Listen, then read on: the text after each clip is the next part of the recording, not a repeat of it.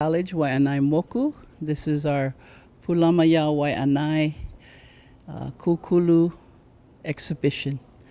So we are here today with our guests who we will be introducing shortly. But before that, we would like to just welcome everybody to this place. And we're going to open up with Auntie Pua Case as she has a special prepared video for us.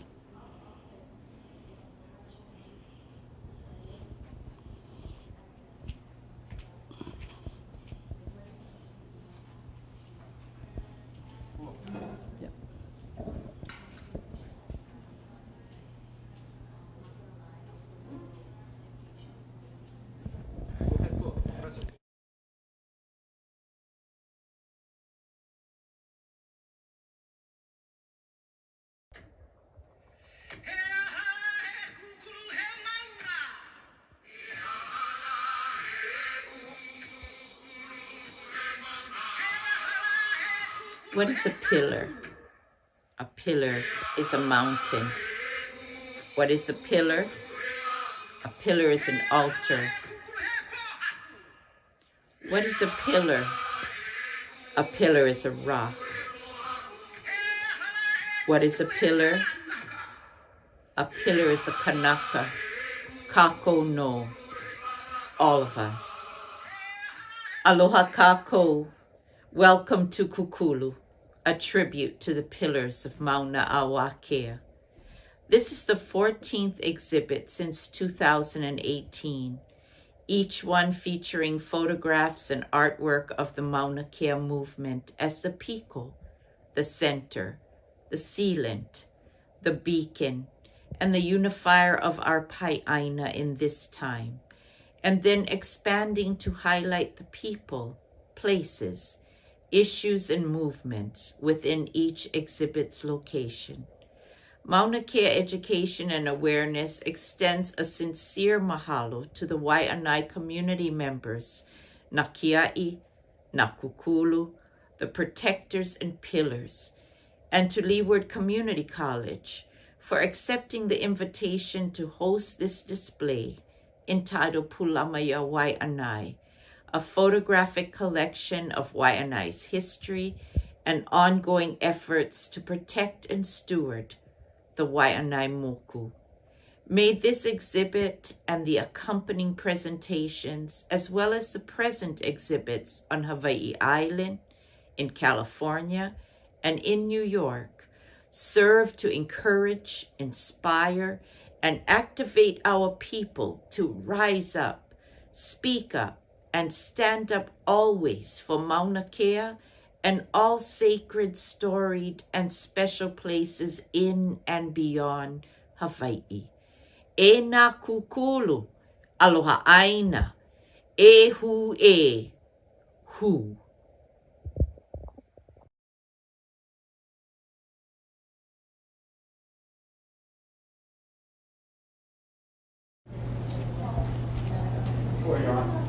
So thank you.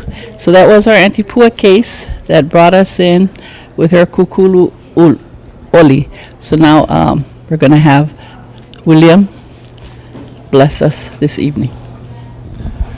Mahalo kapua. If we could just bow our heads. Akua na kupuna o Hawaii nei mai ka manawa o Wakea aia manawa. Ke kune mako makapohiwi o papa. Ua hana e mako mai a papa mai. A hoi hoi a papa. Na mako e mālama i na iwi I ko mako kupuna. Na mo'o e mālama I ko mako iwi. A ho o mau, kolokahi o kako, no laila. E ho mai ka ike, e ho mai ka no e au, e ho mai ke aloha, e ho mai ka ikaika. A mama ua noa. Amen. Want to start? Yep. So now William will also introduce our guests. Okay. I have the privilege of introducing Jonathan Likike-Shore, Joe Jordan, Carl Jellings, and of course my name is William Ayla, a long-time Waiʻanae Coast inhabitant. Tonight we're going to talk story about the Āina, the Wai, and the Kai, and hopefully bring some education, stimulate some thought processes and maybe inspire young and old folks to get involved in these topics and make your presence known, and hopefully implement some good policies and some good actions going forward. So I'm going to pass the mic to you, Jonathan, only because you're listed first. But when I do so, maybe a little bit more introduction about yourself, and who was one, I know there are many mentors in all of our lives, but who was one mentor that you'd like to bring forth tonight? So aloha mai kākou. My name is Jonathan. I was born and raised here on Oahu, in town in Manoa. Settler parents. My parents moved to Hawaii in 1950.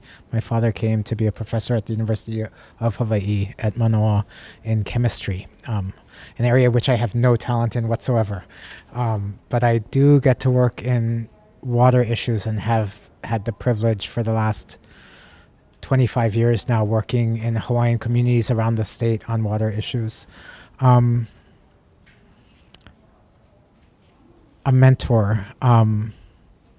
If I can choose more than one, I will say the Rapoons, Charlie and Paul Rapoon in Waiahole, who led some of the first revivals of kalo cultivation and some of the first and most significant fights successfully for Wai, wresting from plantation systems back into their communities. And I would say their kindness combined with their brilliance has always fed me very well. So. Aloha, William. My name is Jo Jordan. I've been a resident of the Waiʻanae coast for over 50 years now. Okay, yes, 50 years. I think I'm somebody that kind of just started caring and got involved and learned my hard knocks and education over the last 25 years, especially with Āina, Kai, and Wai issues, and worked around policies as well as community. And hopefully my skills will be spoken about tonight, and I can eloquently bring that forward. One of my mentors, actually I have two, many more than that, but I'll say the two. And I don't mean to embarrass you, William, but you're one of my mentors. Yes. And I appreciate that you may not know that, but I consider you a mentor. My one kind of running up behind that would be Cynthia Resentes. I would consider her a mentor as well. Yeah. And I've treasured both of them for quite some time. So mahalo for you. Carl. Thank you. My name is Carl Jellings. I was born and raised on the Waiʻanae coast. I live in Nanakuli, and I fished all my life, and mostly for akuli. And my mentor would be my dad, and Sakuli fisherman from Haula. His name was Akuli Joe Bryant, and that happened a long time ago in my 20s. Then, since then, I've been fishing for myself, my family, and for the people of this community and this island. Thank you, William. Thank you, Carl. Like these three people born and raised on the Waiʻanae coast, I think I've had probably the most broad experience, just all the things that I've done. I have probably 100 folks that have inspired my life, but in terms of spending time in the water, underwater, and of being a pono fisherman, this gentleman to my left, Carl Jellings, has been definitely a mentor to me, because he says what he does and he does what he says. And if every fisherman in Waiʻanae had the ike and had the ano that Carl had, we would have a lot more fish on the Waiʻanae coast, and it would be a lot more sustainable. So Jonathan, tonight we'll start off with the Wai, and if you could explain to us, because it's related to Wai anae, the water designation process, and give us an update on where we are, and explain why Wai anae, or explain the fact that Wai anae is the last area on the island of Oahu that's not designated, and the benefits of designation. Okay, mahalo, happy to. And I'm going to have to step back to even explain what designation is, if that's okay. So, I say this is like a 2-minute explanation of water history in Hawaii. It probably runs longer than that. But we've basically come in about a circle over the last 150, 200 years. So, of course, in ancient Hawaii, water, land, no resources were owned as private property, but the mo'i, or the highest chief of a particular island, acted as a trustee on behalf of the gods for the people to manage the resource, along with his konahiki, or her konahiki. And that legal and cultural understanding of Wai actually made its way into the very first laws in the kingdom. The Constitution of 1840 made it really clear the king held the property, but not as his own personal property, on behalf of the people. And then when the legislature in the kingdom and the mo'i made the monumental decision during the mahele to make some parts of Hawaii privately ownable, they very explicitly in the Kuleana Act, Section 7 said, but water shall remain free to all, and all lands granted in fee simple. So water was not privatized. It was held by the government on behalf of the people. And so that was the foundation, the legal foundation that was set for us.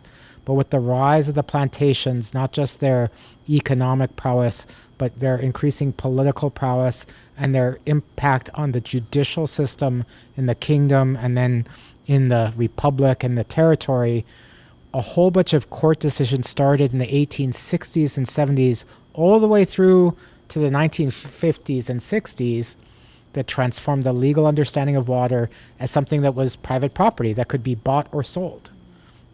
And it took all the way until we finally had a Native Hawaiian Chief Justice again, William S. Richardson, who the law school is named after, and 2 sugar companies on the island of Kauai who had been fighting each other for decades over who owned how much water in the Hanapepe River on the west side of Kauai. They went to circuit court for a final determination of who owns how much. And McBride Plantation said, we own this many gallons, and Gay and Robinson said, we own this many gallons. They went to circuit court. Circuit court judge said, yeah, okay, you guys own this much. You other guys own this much. State of Hawaii, you own some land in the area. You may own this many gallons per day. They appealed it, went to the Hawaii Supreme Court, and under William S. Richardson, they said, you know what? They looked at all the laws back to the mahele, and they said, these courts got it wrong. No one owns the water. Water was never privatized. And the state, and this is the words of the court, as the successor sovereign to the kingdom, has this kuleana, this responsibility to manage water on behalf of all people. So that was 1972. This, of course, caused chaos on Bishop Street and around Hawaii. And that led in 1978, during the Constitutional Convention, to the adoption of a couple key amendments to the Constitution, one of which declared, echoing and reinstating those principles from the kingdom, that water and other publicly held natural resources were held in trust, and also calling for the creation of a water code, the development of a new system to manage water in Hawaii that was more public and not just people making decisions behind closed doors. But it took 9 years of beefing at the legislature to pass the water code, so from 1978 to 1987. And to get it through, you had all the large landed interests, the plantations, the big 5, tourism interests on one side, and then you had Kanaka Maoli, environmental Aloha Āina interests, small farmers, fishermen on the other side, fighting over this. And so they finally passed a code in 1987, but it had this huge compromise in it, which was actually called the Maui Compromise, because it was the mayor of Maui at the time, then Mayor Lingle, and the county that did not want to see the state have any control over who got how much water on Maui, particularly on the Iao Aquifer. So they said, okay, we have this kuleana everywhere to protect certain uses of water.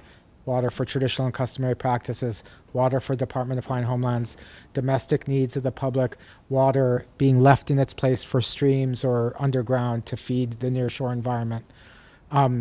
But only in designated areas, only in certain areas will we actually put that extra layer of protection where you have to get a public permit. You have to show that your uses are not harming these public trust interests. And so at the time the code was passed, only the Honolulu Aquifer, Pearl Harbor Aquifer, and the North Shore area was designated because they were already under very heavy pressure from pumping groundwater during sugar operations. Shortly after the code was passed, Windward Oahu was designated as a water management area after the Rapoons and other Windward folks said when Oahu Sugar was closing, they wanted a mechanism to try and protect Vai in that part of Oahu. And so that left, if you look at a map of what has this extra layer of protection, where you as an everyday citizen get a chance to say something, all of Oahu except for Wai anae is designated as a water management area. Wai anae, it's as if the last 50 years didn't happen. Other areas in the state include groundwater on the island of Molokai, which was led by homesteaders. Groundwater in the Iao Aquifer, which after 20 years of beefing finally got designated. Surface water of Navaiha, and then literally almost to a day, a year before the fires hit Lahaina, ground and surface water in that part of West Maui, surface and groundwater in Lahaina. And what's happened here on Oahu is, out of concern for the impacts of climate change and competition for water, for the first time, a county board of water supply is petitioning the state water commission to designate Waiʻanae as a water management area. Community has asked for this for many years. Auntie Lucy was actually part of some of those efforts and others. The commission never responded, so the Board of Water Supply has drafted a petition. It's actually, that draft has just gone to the Water Commission staff. Things have been a little bit tumultuous of late at the Water Commission, though it's a good day for Vai in Hawaii because Deputy Director Cleo Manuel was reinstated today after 2 months of being redeployed after the Maui fires. And so we're excited that the commission staff will look at this, and hopefully this commission, that we will then formally submit the petition in December. And it's important because, I'll just say this and stop talking for now. It's really important because, so groundwater, how do we sustain ourselves in the driest part of Oahu? In many parts of Oahu, right, you have streams that flow Mauka to Makai, but here it's only actually groundwater that flows Mauka to Makai underground, but that does feed the nearshore environment. And in many parts of this area, including the Makaha area and the Waiʻanae aquifer areas, pumping of groundwater is already at or close to 90% of the sustainable yield. So we're already taking so much out that it's going to impact, and that's even before you take into account climate change, which is reducing the amount of water that's coming into the land and flowing out to the ocean. So this, if it gets approved by the State Water Commission, which is 7 people appointed by the governor and confirmed by the Senate, if it's approved by them, then for the first time in over a century, your everyday person in this part of Oahu, in the Waiʻanae Moku, will have an ability to read an application of how people want to use water, comment on it, object to it if they need to. And this applies to the Board of Water Supply itself, who's filing the petition. It will apply to the U.S. Navy with their uses of water in Lualualei. It'll apply to the new owners of Makaha, of the resort and golf course properties. It's a public process that will apply to everybody and will give your everyday person a chance to comment on the water future of this area. Thank you. That was a great explanation. Joe, I think because of your lifelong efforts on the Waiʻanae Coast and your deep understanding, you have quite a bit of institutional memory when it comes to water use on the Waiʻanae Coast. And there is so much misinformation out there about Waiʻanae's water leaving Waiʻanae to be used by other people. Can you help explain what has happened over the years and where we are today in terms of how much water produced in Waiʻanae stays here and what external contributions make up the balance? Yes, loaded question. But there's a misunderstanding that we, or our Waiʻanae water, is pumped off the coastline into Honolulu or the rest of Oahu. And that is incorrect. That's inaccurate. Actually, Pearl Harbor Aquifer feeds Waiʻanae. Almost 90% of our water comes from Pearl Harbor Aquifer. And yes, that also ties into Red Hill, unfortunately. So we have one main trunk line that comes into Waiʻanae, which runs under the old Farrington Highway into Waiʻanae. We were blessed to have that trunk line replaced maybe like 15 years ago. We were the first ones to get a brand new line, which will have reduced breaks. So clearly it is trunked into our coastline, and we use, last I count, was like 9 million gallons of water a day on our coastline alone. And most of it is stored in big, huge tanks or containers on some of our pu'us along our coastline. We actually need 2 more of those to store enough in case something happens to that trunk line. So people who live on the Waiʻanae coast, they go like, well, what happened? Well, the line broke at Nanakuli. So now we have to use less water because it comes in through there. We don't have even enough storage on our coastline to make sure that we have enough to make it through one day. So the misbelief is our water gets pumped out. No, our water is used here in Waiʻanae, and Jonathan is correct. Whatever water we don't see running on the land anymore because of, you don't want to say those words, global warming, right? We've had less rainfall from the 1940s to the 1980s, and since the 1980s till today, each one of those increments has reduced about 30 to 40% each time. So that's why we're seeing less in our streams we once used to have. Streams are still there, we just don't have heavy enough rainfall for that. Unfortunately, we need to be wiser with the uses of our water, because most of our water we consume with that $9 million gallons either goes into your toilet or your sink, and it goes through our wastewater system, gets treated, and about 3 million of those gallons a day gets flushed back into our ocean.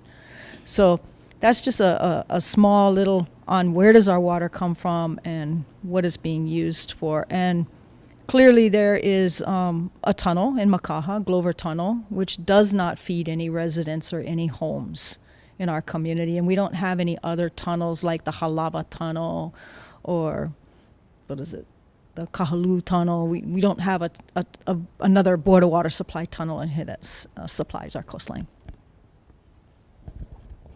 A quick follow-up question. So being that more than half of the water coming into Waiʻanae, being used by Waiʻanae residents, is coming from Pearl Harbor, how important is it for Ernie Lau at the Board of Water Supply to continue to hold the military accountable for what's happening at Red Hill? Yes. In fact, Ernie Lau was standing up for, our water here on Oahu and asking for protection way back before it became popular. And he got kind of, I'll just say it in layman's terms, he got slapped around a lot by government officials and government itself, saying, well, no, that's not happening. And to now see him get that validation that he was accurate.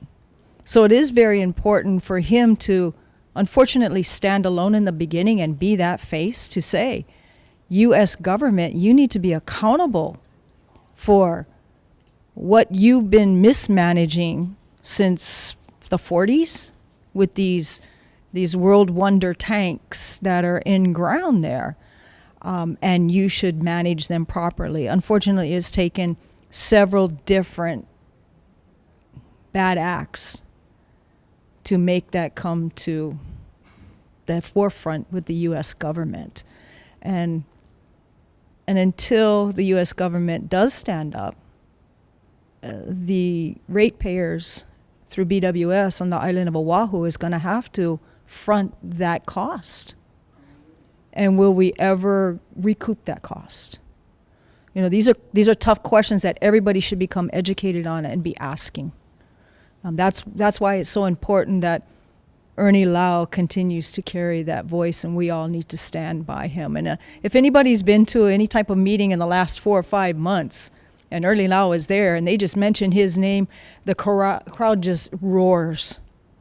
He's become very idolized lately. Yeah, but I think it was very rough for him in the very beginning, even though he was speaking out loud 10 years ago. Yeah.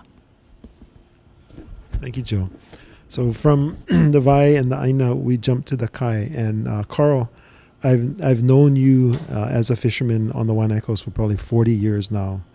I am impressed with your advocacy on policy, balanced policy for fishing. There are good fishermen and there are not so good fishermen. I'm happy to experience many times with you in the water as a good fisherman.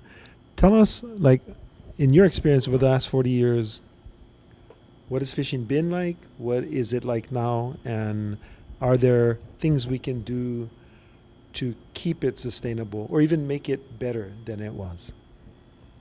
Thank you, William. Thank you very much. I know William a long time, and I appreciate him very much. You're talking about water and the importance of water, and our connection between water and the ocean. And I can fish, and but we look at the connections between because of policy, and we go deeper than what is actually happening with fishermen and their interaction with fish. For example, the only water that makes it to the ocean on Wai anae, and you say groundwater, and nobody can really prove any of that. But I see with my own eyes that there is an overflow at Ko'olina Golf Course, where there's about 50 to 100 gallons per minute enter into the ocean by a little stream. That's the only stream that makes it to the ocean. And then the next one is in Waipahu, which is west of St. Joseph's School. That's the only other stream that, the nearest stream to Waiʻanae that actually makes it, and it makes it to West Loch, not really into the ocean. And for us, Akuli is connected. For thousands of years, fresh water just ran freely to the ocean. And all the resources, past and present, dependent on that environment, that brackish water environment, whether it was swamps, nearshore swamps, or mulivais, or nearshore seepage into the sea. All that stuff came into play, and there was an abundance of everything. Limo, and when you have limo, you have the fishes that depend on limo thriving. When limo thrive, fish thrive. So the connection with fresh water entering into our ocean is very important. And we could see that. I have, like William said, 40 years, 50 years of being in the ocean and seeing with my own eyes the changes. And so I made the connections. And I keep it to myself. I don't make a big deal out of it because, people got to work, they got to eat. And, we try to live together in peace. But there's so much growth. I fear, my fear is that one day, whether it's war or whether it's natural disasters, that the people on this island or all the islands, we have 1 million people in the state of Hawaii or plus, that we're going to have food shortages. And I drive through. We spot with drones now. So I drive my son to Ever Beach, and I see all this growth over there. And none of these people know how to fish or farm or hunt. And they depend on the stores. They depend on the the supermarkets to get their food. And if there's ever a shortage of that, I'm not going to be here for much longer, but I feel that those days, just might come. And so we got to really take care of what we have. what we have left. William he can go in the water. I can still go in the water. We both can still go in the water, but you can go to places on this island, on this side of the island, like Ko'olina, west of Kalailo Harbor, and you can see the changes in the reef. It's not the same. When I was a kid, it was green. The corals were green, and plenty manini and kole and all the different kinds of fish that eat limo, yeah. And now there's a lot less. And it's a place where you cannot really fish because the grounds are very, a lot of rocky and crevasses, and the fish can just hide everywhere. You can't really catch it. So to blame, to put, fishing pressures are there, but it should be a thriving place for fish. But it's, I don't know why. I'm not a scientist, but I know that what I see, and it's different. But if you come by the banyan tree where the church is, and then you go west again towards Nanakuli, it's healthy. The reef is healthy. The corals are green, growing, and thriving. So I don't know what the connection is. Somebody got to go look at that. But that's just a little area, about a 1.5 mile stretch of ocean that I noticed. The changes of from maybe the dredging or maybe something else. I just don't know. But yeah, there's a very important connection between the ocean and fresh water. And as far as the ocean and fresh water, the little fish feed the bigger fish. Like a couple weeks ago, somebody caught ahi. The ahi was full with opelo, yeah. So the bigger fish eat, the smaller fish, which is akuli, opelo, and other types of fishes. And William studied that when he was harbor master. Guys brought him different kinds of fish to identify. The University of Hawaii used to identify the fish that was in the belly of these fish, ahis and marlins and whatnot. And so there's a big connection between the thriving of even our pelagic fish and our mesopelagic fish, which is akuli, opelo, and these types of fish, and then our reef fishes as well. So, let's just leave my 50 years with that there is a connection with fresh water, and whether it's there's a lot of loss of fresh water, massive losses of fresh water entering into the ocean and changing, especially Waiʻanae. Waiʻanae is mullet waters, yeah. Mullet used to thrive off of the Waiʻanae coast. You hardly ever see any mullet anymore off the Waiʻanae coast. All these names, these different names, like Makaha was the gateway of where all the fish entered into, that street over there is named Upena for a reason. It's all net fishermen over there, yeah, Upena, net. And then that bay over there by what do you call that? Turtle Beach now is the Cabanas. There's another name for that bay. It's named after the A'ava, the baby A'ava. Thanks, William. Sorry to go. No, that's good. That's part of tonight is educating everybody. So, Carl, you have a lot of experience, of course, near the seashore, the shallow water, but you also have a lot of experience in the deeper waters. So, is the deeper waters, have they changed, or what kind of changes, if any, have you seen? And if not, that may be a good thing. Share with us what 70 to 100, maybe 140, because I know that you visit those areas very regularly. Are those areas still being fished sustainably? You mean Waiʻanae offshore? Yeah. Oh yeah. Nothing has changed. We don't have seiners like the Pacific Ocean. We don't have longliners either. They're way offshore. We just have the traditional fishing, which is trolling and handline fishing, and there seems to be an abundance of tuna, ahi, yellowfin tuna this year. It's so hard to know what the fish are doing, yeah, because there's so much that we don't know about what's going on in the ocean. But we just know, there's a lot of tuna out there, and we know the colors to use, and we know where to go and all of that, but We just don't know the growth rate, the amount of fish available, the amounts of food fish available for these tunas. We just don't know all of that stuff. But we see a lot of tuna out there, and the only way we fish for it is the traditional way, which is trolling or handline fishing. So, Let me ask you, so you covered near shore and far offshore. What about in between? So, what about the ledges, the 40, 50, 60, 90-foot ledges? How our audience never gets to see that. So, paint a picture for them what you see out there on these ledges, and how healthy or unhealthy they are.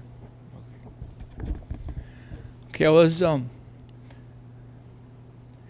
at Pokai Bay. This is 1963, and we're at Pokai Bay, and I was about 5 years old, and Louis Vincent was captain of the Pelikuno, and my dad was fishing with him, and I was crying on a pier on a break wall. The break wall was short that time, remember? And so my Uncle Louis said, bring the boy with us. So I went and I got to go on a boat with them, 5 years old. Went to Kaina Point, and they was using wooden head lures painted with fingernail polish. And we were getting hit, nonstop. And we left the harbor about 11, 12 o'clock. And we headed home about 2 or 3 o'clock. We had a lot of fish, onos and mai-mais, and big shibis. And so if you do that today, it's pretty much impossible to have that kind of fishing, I don't know why. It's just different. But that's what it was like before, that kind of fishing. What about the uhus? The uhus, as I said long ago, the uhus that are in the deep are still all right. 40 and 20 fathoms, 40 fathoms, they're okay. Guys was going out there, and we lost somebody recently that was going out there who he never made it at the chamber, and that was one of the only guys that was diving in deep, and he sadly, very sadly, he never made it. And most of the guys they're in the shallows working, other kinds of fish. I cannot say I haven't did that in a couple of years. Akuli's been so good to us. God's been blessing us with a lot of akuli. And we haven't had to even go for Wakea and Tahapi or anything. We've been just home and out nui, and the big schools would show up and would do well. Very, so to be honest, I haven't scouted any of the grounds in at least 2 years now for Wakea and stuff like that. I want to go, but we're just tied up with akuli, so. It's a good thing. Yeah. So they should be fine since they're untouched and waiting. Yeah, but waiting the for. is truly under a lot of pressure. Yeah. Well, that was good, especially for non-fishermen to listen to those stories.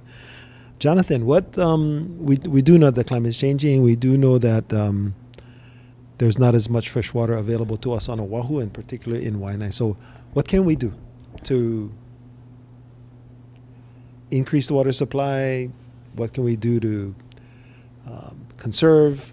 What you hang around policymakers. What can we tell them that they should do?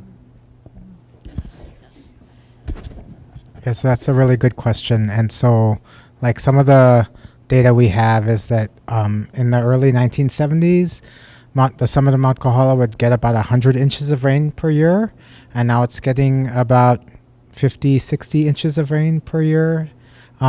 So it's a significant decrease. And of course, less fog, less rain. That means there's just going to be less water in the ground. I think the first and most important thing is just first knowledge. Understand how resources are being managed. And so if I can do this not too complicated, I want to talk about like how the state manages groundwater, because they use this concept that's called sustainable yield. And that sounds good, right? It sounds sustainable. But and William's cracking up because he was the chair of the Water Commission when he was the head of DLNR. But so the way, let me talk, we manage surface and groundwater differently. And so for places where there are streams, at least in the law, what the state is supposed to do is to first say, what's the minimum amount of water that should stay in a stream, so that the stream flows Makai, so that the Opai and the Opu and the Hihivai have a chance to migrate, so that people who grow kala along a stream or other crops along a stream have access to water. And there's something called an in-stream flow standard. They set that as the base, and then if there's extra, you can consider taking water off for commercial uses or agricultural uses, other kinds of uses. Groundwater, the way the state manages groundwater is the opposite. They first make a calculation, a guess, on how much water is available in the groundwater aquifer, and then they say, what's the maximum amount we can take out without harming our ability in the future to take out water, without starting to get salt coming up into our wells. And so the calculation of sustainable yield, we do better than some states, places like Arizona and Nevada. They say whatever the rain is, the amount of precipitation or snow in their cases, that's the sustainable yield. As if you could actually place wells and suck out 100% of the water. So they have plenty big fights. But we set it as a percentage. Usually it's around 44% of the rainfall we say we can take out, and the other 56% flows to the ocean. But that's all based on not what the Mulivai needs, what the nearshore environment needs. It's only based on what we think won't harm a well in the future. So that's one thing that's like not in the headlines, but not in the newspaper, but people should understand. So it's only sustainable for one part of sustainability, for drinking water, which is important, but not the only thing that we want to sustain. And then secondly, and in the Water Resources Protection Plan, the part of the state water plan where they set sustainable yields, they say, they talk about climate change. They talk about, we know it's getting drier. We know that not only is it getting drier, but storms are getting bigger, and so with bigger storms and harsher storms, not all the water soaks into the ground. Some of it flows right out. And they say, we know all these things, and we're still setting the sustainable yields based on what rainfall used to be.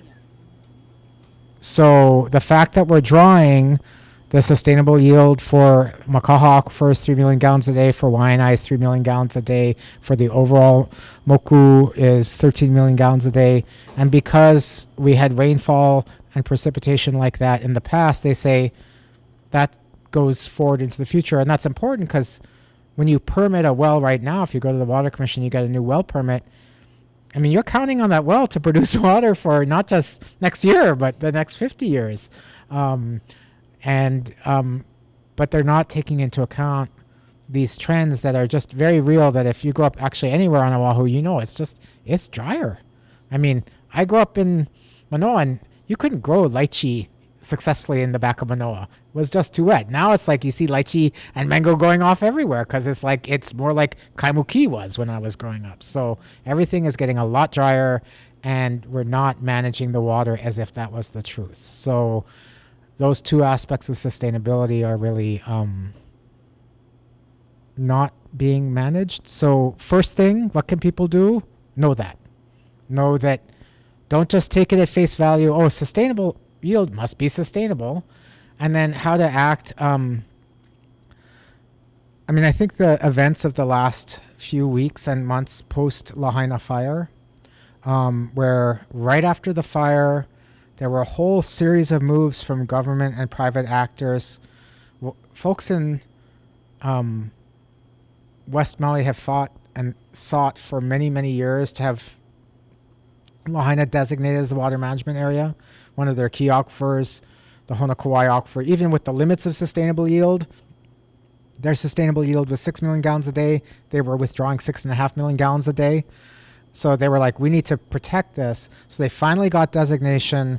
And then right after the fire, private landowners called for getting rid of designation. The governor kind of went along with it. They suspended the water code. They reassigned the water commission deputy and a whole bunch of things.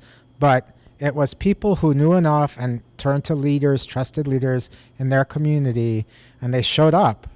And every single one of those things that were somewhere between highly questionable and totally pilau that happened have been reversed. And they were reversed because, I mean, the Water Commission normally goes for 3 hours, 5 hours, sometimes all day, 12 hours at the last meeting, and just solid Kanaka testimony led by Maui, but from people all around Hawaii, saying very clearly, knowing the law, knowing the things, and speaking with compassion and clarity, but strength to the members of the commission, that they were not going to stand for this, and that we needed them as the trustees to protect the Vai that's going to sustain us now and into the future. So that knowledge of a little bit of the science and a little bit of the policy, and then being willing to speak about it, is so powerful. I did not think 2 months ago, as everything was falling apart, that we'd get to the date where we had reversed everything, but that happens to be today. So it's interesting because, you know, this what Jonathan just referred to, the model was based upon rainfall like 30, 40 years ago. We all agree rainfall is less today. So we need to revisit some of those numbers, and there's going to be a political discussion, and there's going to be, you know, there's going to be hard choices that have to be made on those aquifers. But, you know, the Department of Hawaiian Homelands has a top claim to that water. And so if water has to be rationed, the Department of Hawaiian Homelands is one of the last state agencies that has its allocation cut. So, Joe,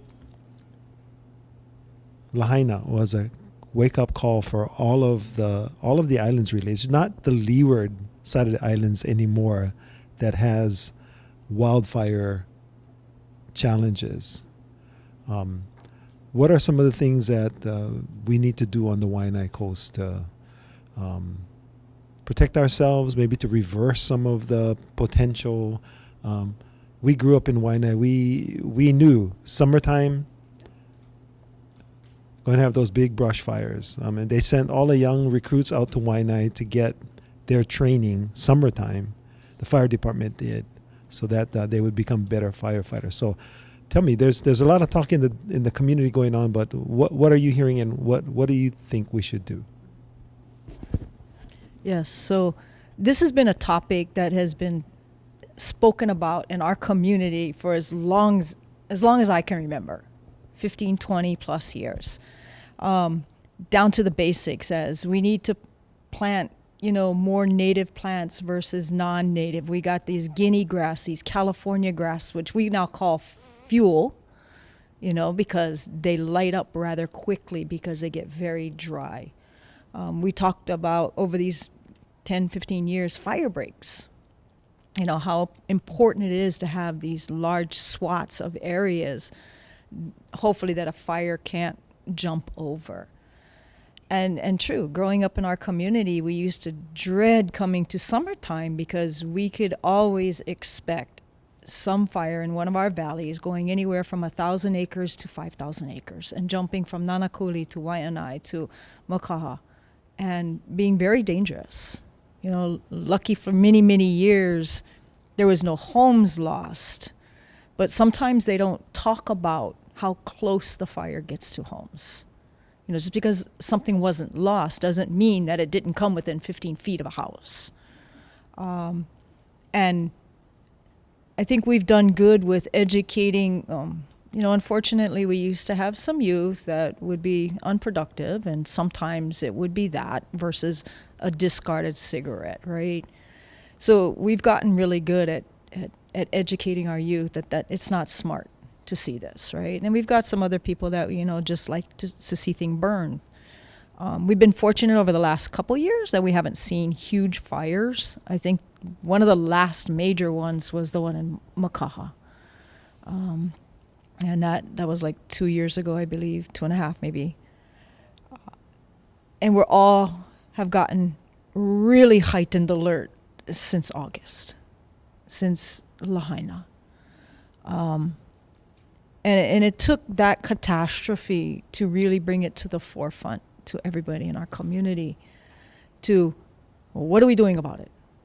And we've done great plans with what is our emergency evacuation plans for almost anything. That's the same thing with a fire, right? What are we doing? Where are we going with that?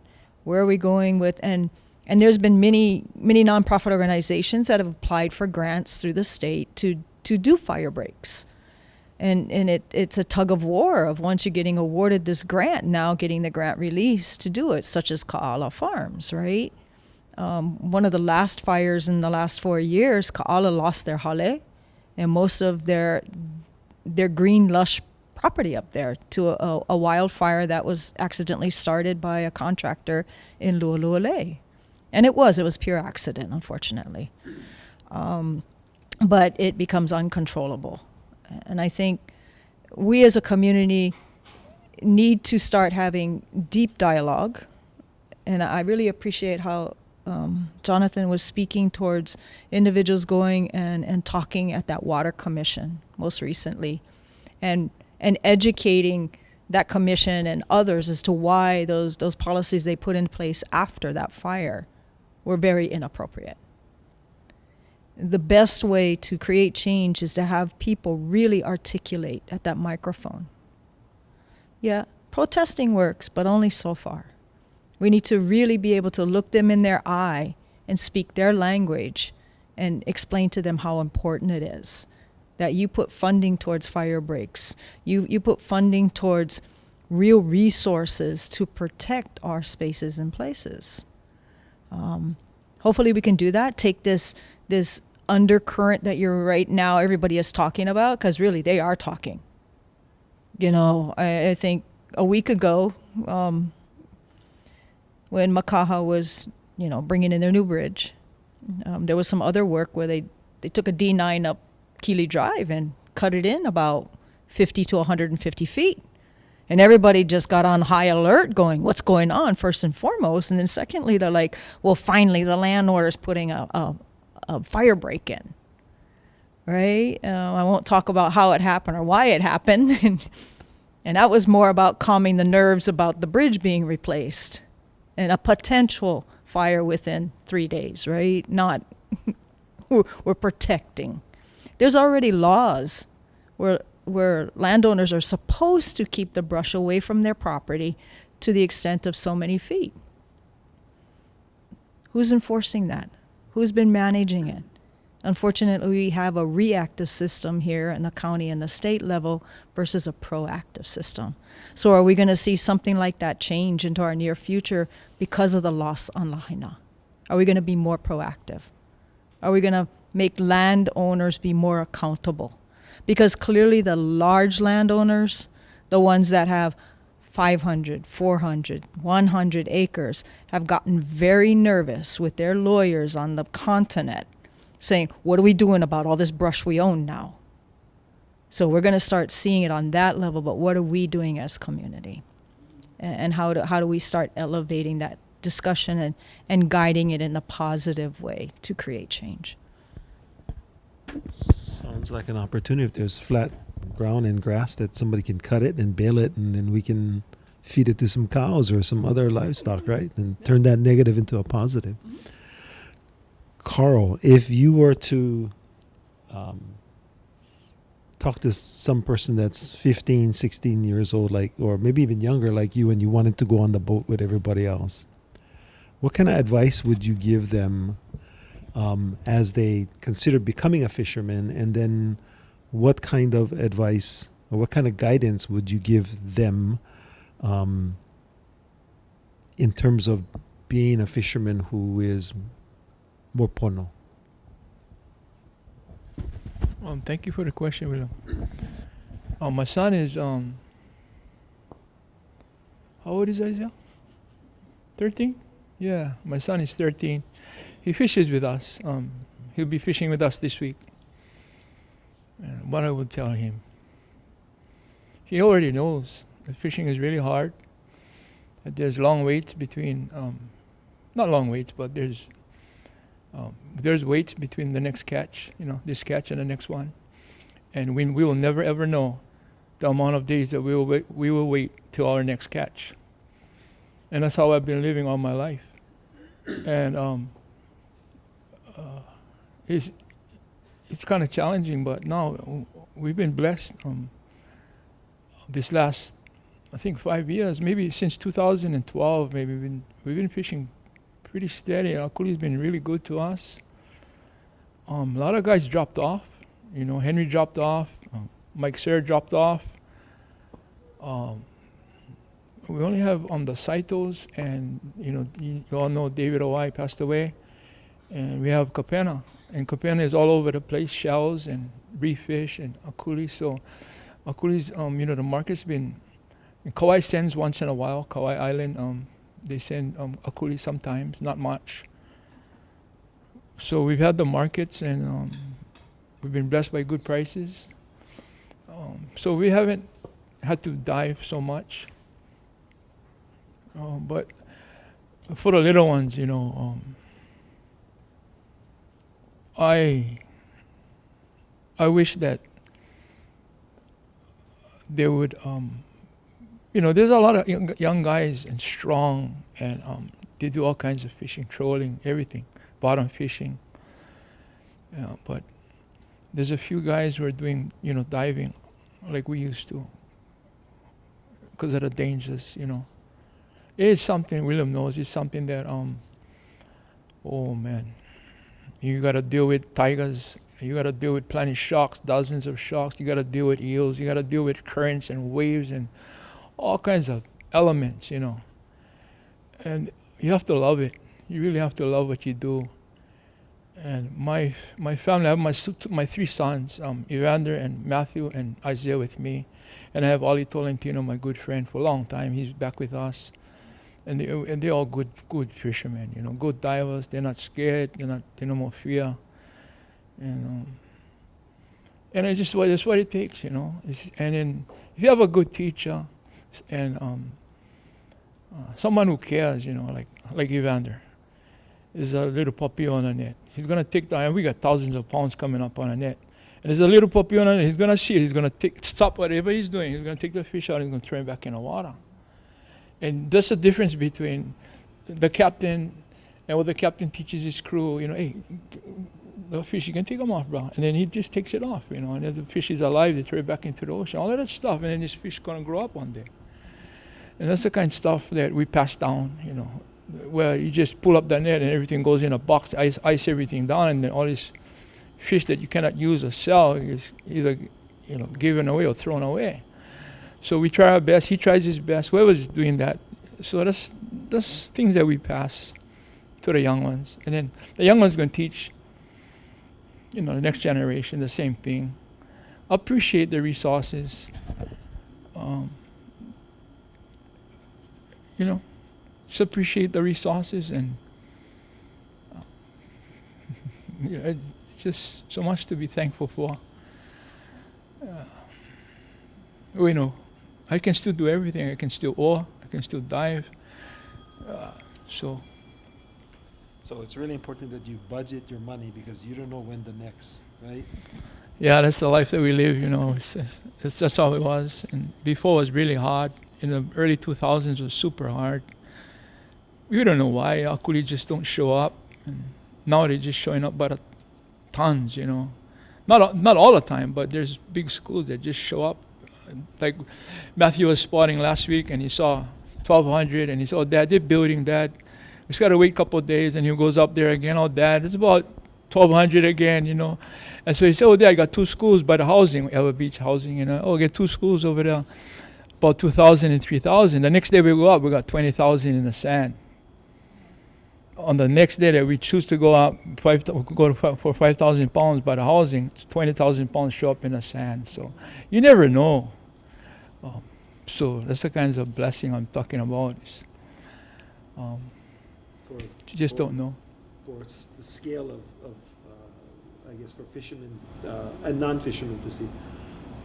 Oh, yeah. How big a school of akuli would make you go, wow?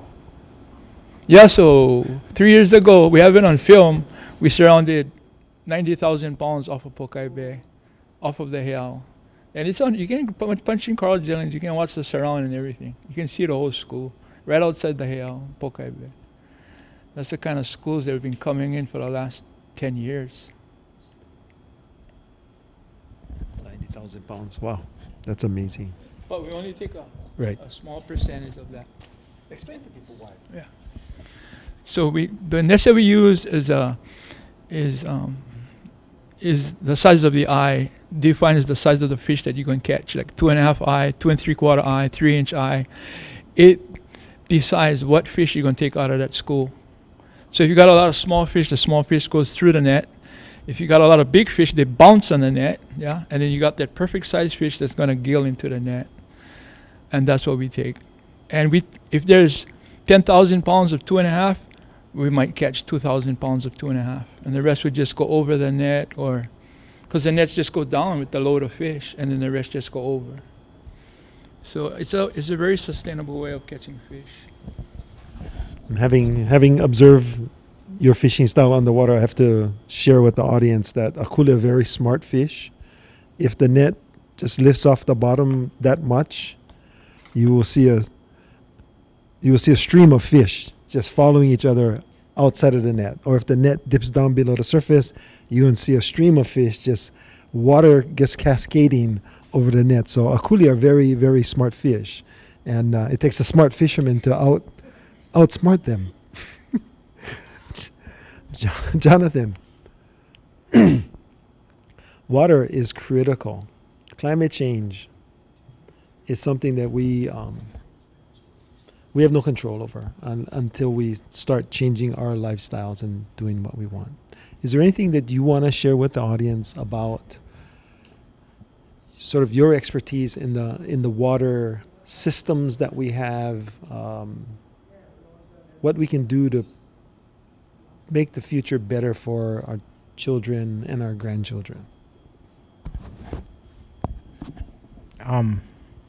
Manage our water the way Uncle fishes for akule. Not take every fish, not take every drop. Use technologies that allow water to flow mauka to makai, not base our choices on we want to be able to suck the maximum amount. So, I mean, things that are not really sophisticated but are common sense and important, like just efficiency, right? Everything from stopping leaks to also on the commercial scale. Honolulu Board of Water Supply does a really good job. Some of the other islands not so much at stopping leaks in their system, detecting leaks in their system, paying people to use less water rather than more water. Those are really important. And these are, I mean, this is just my opinion. I think there's some science in terms of it being the hottest summer on record and the hottest year on record globally. But like just in terms of how it's felt, to me this year felt different, like we really tipped somehow. And I feel like we're going into a very unpredictable future. And so it becomes, I think, really so much more important for us to get to the basic questions. Like, I mean, we will need water to drink, right? We will need basic needs of water. So what can we do to use it efficiently, allow natural systems to regenerate it, steadfastly protect our water from pollution and contamination like at Red Hill? All those things are, I think, going to be very fundamental to our survival on islands, because just as many of us no longer know how to, I know how to get a good space at Costco, but I don't necessarily know how to fish enough for my family, or farm enough for my family, or hunt enough for my family. But also, like, how many of us know how to get water, right? We need to rely on each other and have our relationships with each other so that we have these water systems that can take care of all of us, our keiki, our kupuna, and all of us in our lives. So I think just becoming more aware of those things and working with that knowledge that what we have taken for so granted might not always be with us is really critical. Joe, you've spent a lot of time on neighborhood boards. You spent a lot of time on community groups. You spent some time in the legislature. So you got a broad experience. Why sacrifice so much of your time to do that? And if you had to mentor someone, how would you convince them that it's worth all of this time to work hard on behalf of your community in sort of keeping Wai anae? Ooh, loaded question. I think you have to have that drive. Why? And listening to Carl, in order for you to really want to be a fisherman, or especially a coolie fisherman, you got to have that love. You're going to have that feast and famine, right? And you always have to understand why. Why is it so important, right? At all cost. At all cost. I think many years ago, I felt a tug that I needed to give back to the community that I have received so much benefit from, unknowingly. Yeah, when you see individuals around you who are fallen to the ills of society, and going, well, how come? We come from the same cloth, from the same educational system, from the same community, almost was on the same street. Why was I not taken down that path and they were? You know, what gave me something? And I just felt a tug that I wanted to give back, but then understand why to give back. Because you cannot be selfish about it, because that's not gonna, it's not gonna do anybody any good by doing that. And to have the passion for it. And I think that's, as I was walking that path, those many years, I began to understand more and more why it was so important. And I think not being Native Hawaiian, but understanding, you know, in our educational system that the DOE doesn't teach, but those mentors around you teach, or being in a community that teaches on how we protect, preserve, save for the future. Not to say the people behind us didn't leave it in a great position, but we pick it up where it's at, take it to another level, and make sure it can withstand another 7 generations. And what is your kuleana in that? What is your share? Unfortunately, today's society, many of them, they don't care. It's like, I'm going to be gone, so why should I worry? Let's blow it all. And that's not healthy, because there are going to be future generations. There are going to be people that live beyond us. And we live in a space that has finite resources. Water, especially water to drink. Do we want to drink, ocean water that's been desalinized? Do we want to drink 3 times treated wastewater, as they do in California? So why is it so important? How could places like this be so sustainable, 200 years ago? In their food production, because they didn't rely upon wooden ships to bring them food. How do we continue to say it's more important to farm agriculture land than to put it into housing?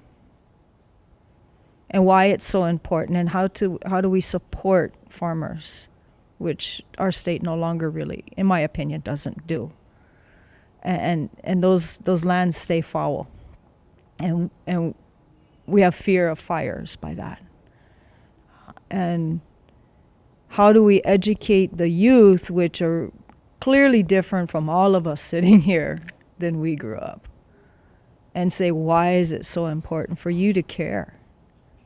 For you to care about the land and where your water comes from and what your sustainability may be.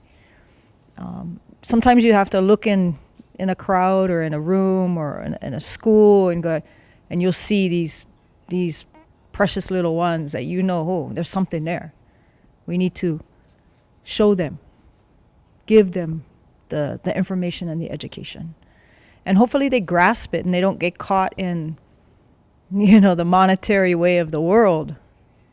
Because monetary for somebody like me is, I feel wealth when I know that plant is going to thrive. I feel wealth when I know that we're clearing a fire break. I feel wealth when I know that I've done my part to go and testify to protect the Wai, or to protect a commercial fisherman's right versus tourism right. We need to really educate them and not walk away, because so many do. So many people just get, I'm tired. I just like move on. It's very important, because if we don't continue to educate and we don't continue to stand up for it, then we'll be like some of those islands that don't exist any longer in any way, shape, or form. Or even maybe countries, right? Or they depend upon certain assets that other people try to control them for. Yeah, that's... we just got to continue to keep moving forward, how rough it seems at times. Yeah. Very thought-provoking. Carl, you know, when I was a harbor master, I'd do some research about older fishing techniques, right? And we talked about, there was this judge from Maui, I can't recall his name right now, but he went around the islands and collected all the fishing techniques, right? From Kamakau, right? And he had this one technique where we discussed, and then you implemented. You actually went out there and took this technique and implemented it, and it was deeper water, so it wasn't like a hukilau from shore. It was deeper water. And I remember this distinctly. You came to my office one day and you said, William, please don't share this with anybody else. And there was a reason. You said, because if an irresponsible fisherman had this technique, there would be no fish left. So tell me why you had this opportunity, right, to take ancient knowledge, apply it with modern materials, and catch a lot of fish, and you said no.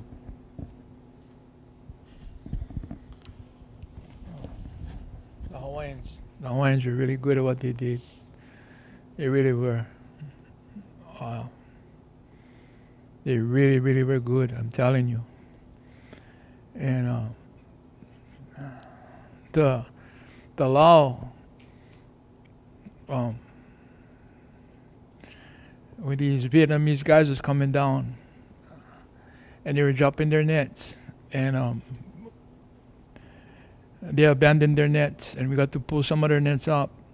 Their nets are just barely negative. And I applied that that principle to our Lao. So as soon as we pulled a Lao, the Lao came off the bottom and started moving. And the Hawaiians used to use the same technique with stones.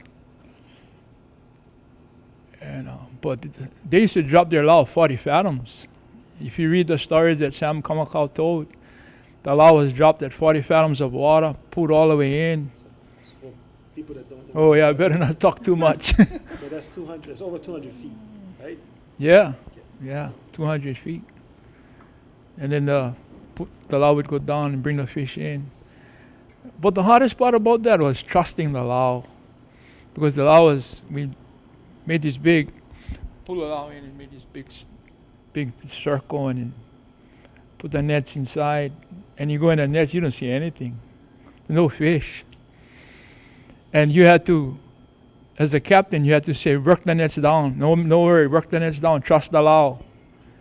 And we had this massive circle of nets out, and then we just pressed the net down, and then we got the net down to a smaller size, and you see the whole bottom moving with fish, you know. And then I fished a little bit more in a couple of different places one time, and I put the Lao away.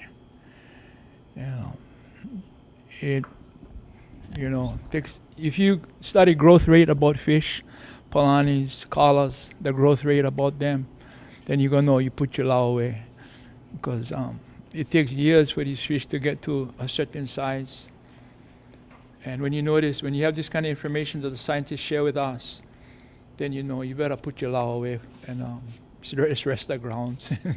and we did. It's still sitting in our backyard. We don't use it anymore. So sustainable fishing is you don't take them all. You could have, you didn't, and then you cautioned me about sharing too much of that knowledge because somebody might not be as sustainable and responsible as you. So Others saw us doing it and they tried and never worked out for them. well, you gotta have a good fisherman to know how to do those things. So do we have Nani coming in? Oh, excellent.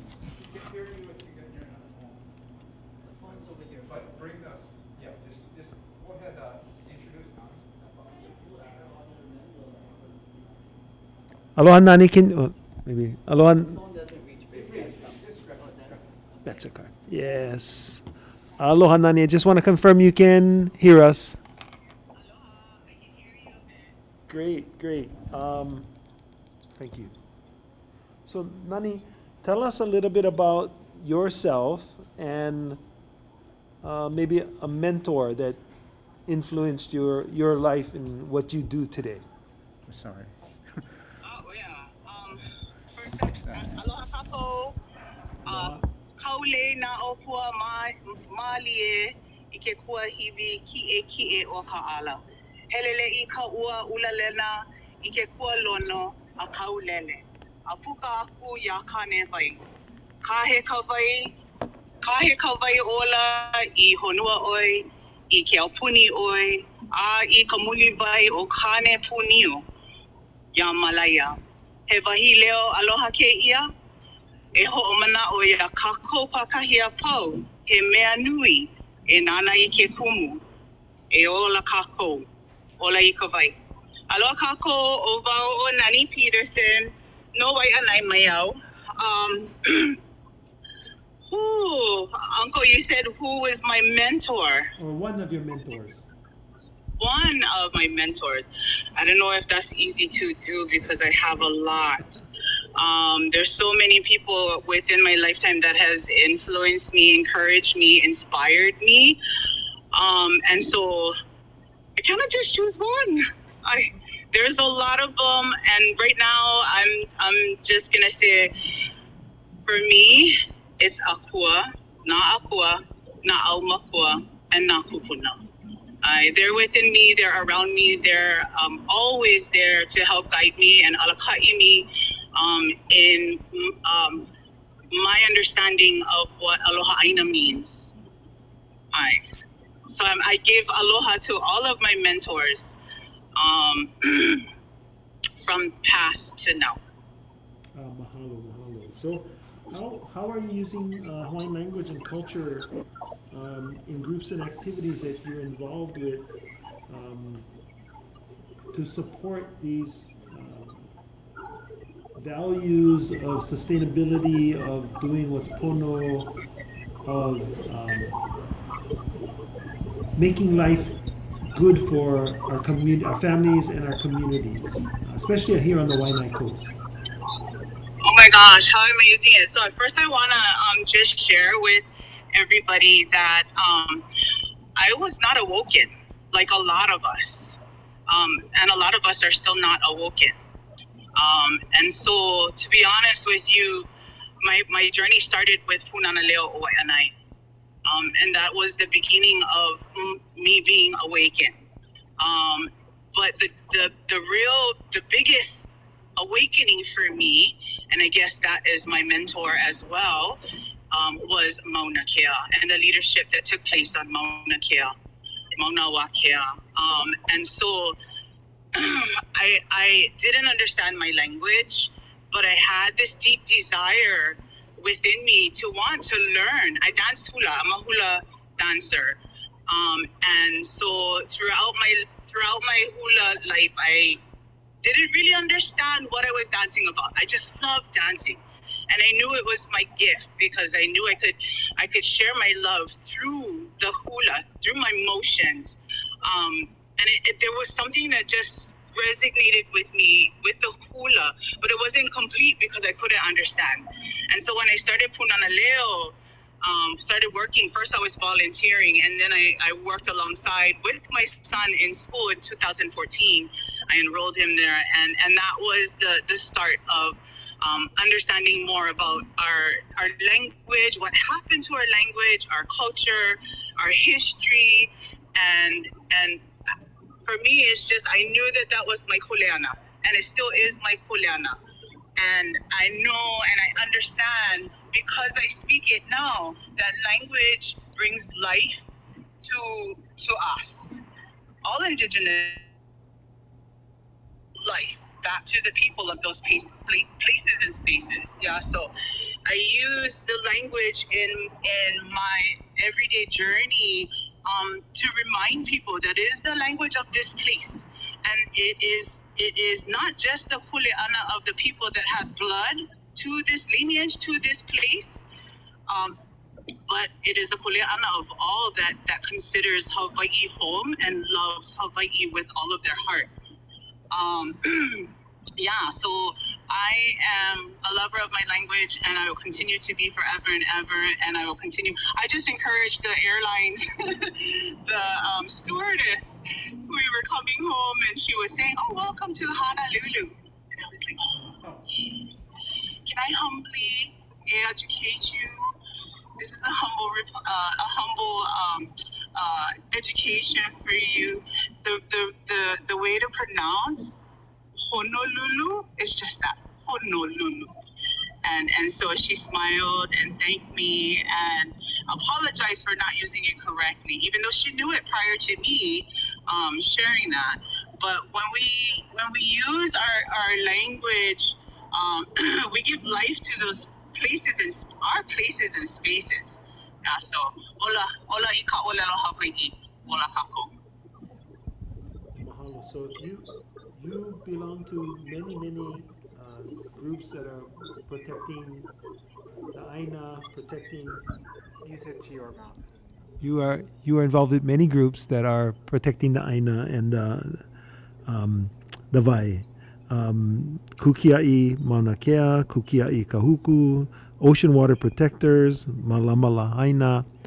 What is your message to, particularly since we're talking about Waiʻanae, what is your message to the people of Waiʻanae in terms of what motivates you and what should motivate them to do the things that you do? Oh my gosh, what should motivate our community of Waiʻanae to engage, to understand first and foremost, we only have one Waiʻanae, just as we only have one Oahu, just as we only have one Hawaii. And so I am so afraid that the continuation of the desecration and destructions, especially from the military, will continue to hurt our Āina and hurt our people, which will then cause us to no longer be. So understanding that this is our onehana, our birthplace, the place that we say we love, we need to malama, we need to understand and protect.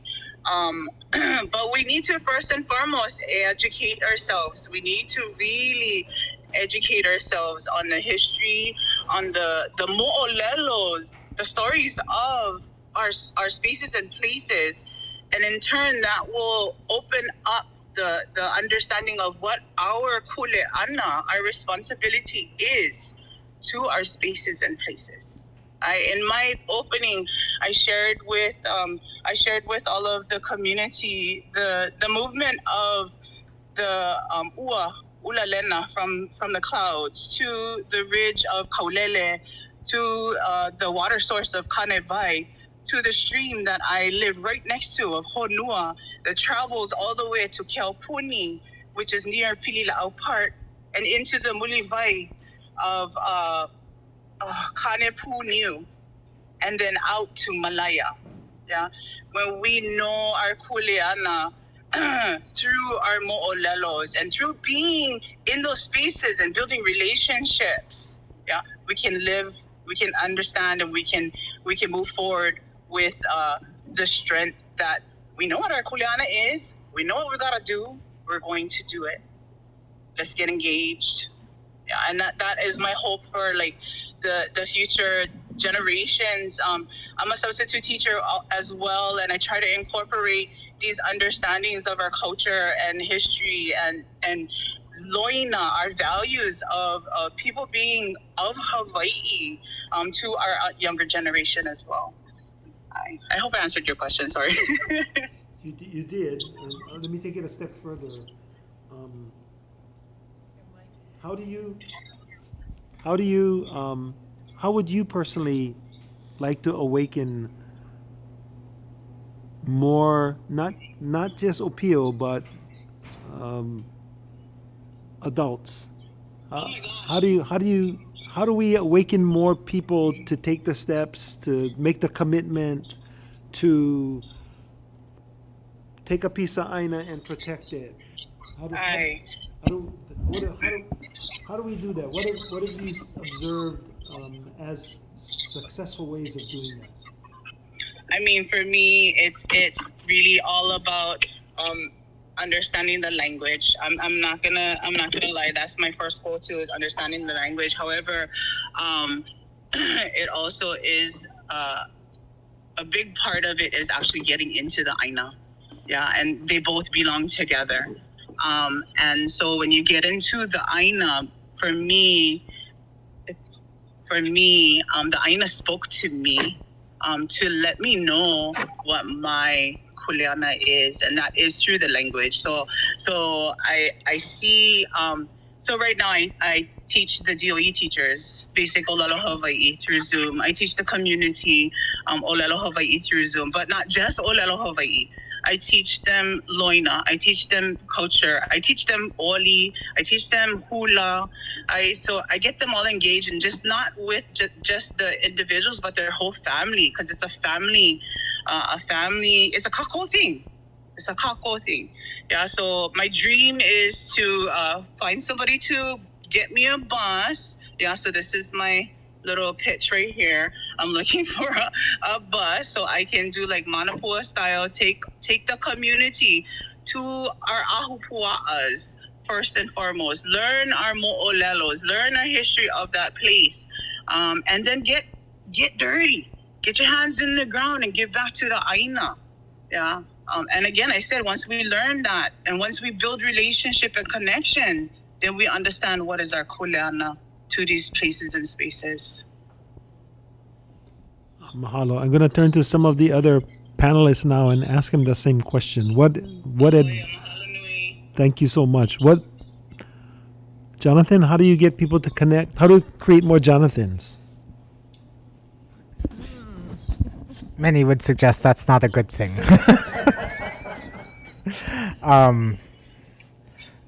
I think, right, there's such a beauty and diversity in our lahui in terms of the skills we bring and the things that interest us. And I think for some, like, connecting with whatever that person, child, or adult has as the thing that interests them can be that gateway.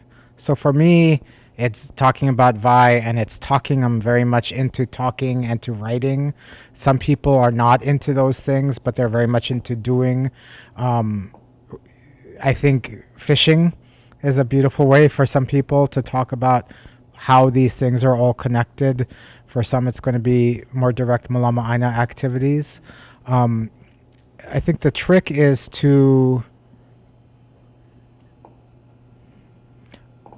well, first of all, for me at least, it's like I come with my thoughts and my biases and my prejudices and my habits. And so first trying to be as aware as I am whenever I'm meeting somebody new of all the stuff that I show up with, and to try and just center myself and let that go and really, really listen to be able to hear where somebody else is coming from, which I have a long way to go.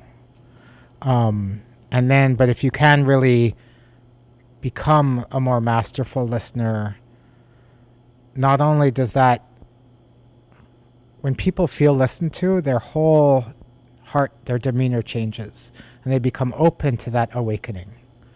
And I find myself with the question, the beautiful phrasing, sometimes I have to wake up my son to go to school, and I try to be gentle it's not always gentle. When it's not gentle, it's not as he gets up, but is he awake in the kind of awake that I want? So we need to meet people with a kind of gentleness and presence with them, and then with whatever gifts we have, try to talk to them. And maybe it's like, I'm going to talk to you and you 5 people, and one of you is going to like really connect on Wai and will help awaken you, and the other 4 I'll be like, you got to go talk to Auntie Joe, or you got to go talk to Uncle William, or you got to go talk to Uncle Carl, because I think you would really benefit from that. Same question for you, Joe. I think we'll just go down the line. And what how do we inspire, how do we get more people to sacrifice more of their time to learn about our community, what's great about our community and what's worth protecting, and then how do we get them to give more of themselves for the continued malama Āina, malama Wai, malama Kai? How would you inspire a young Joe Jordan of this love of the Waiʻanae coast and the need to protect it?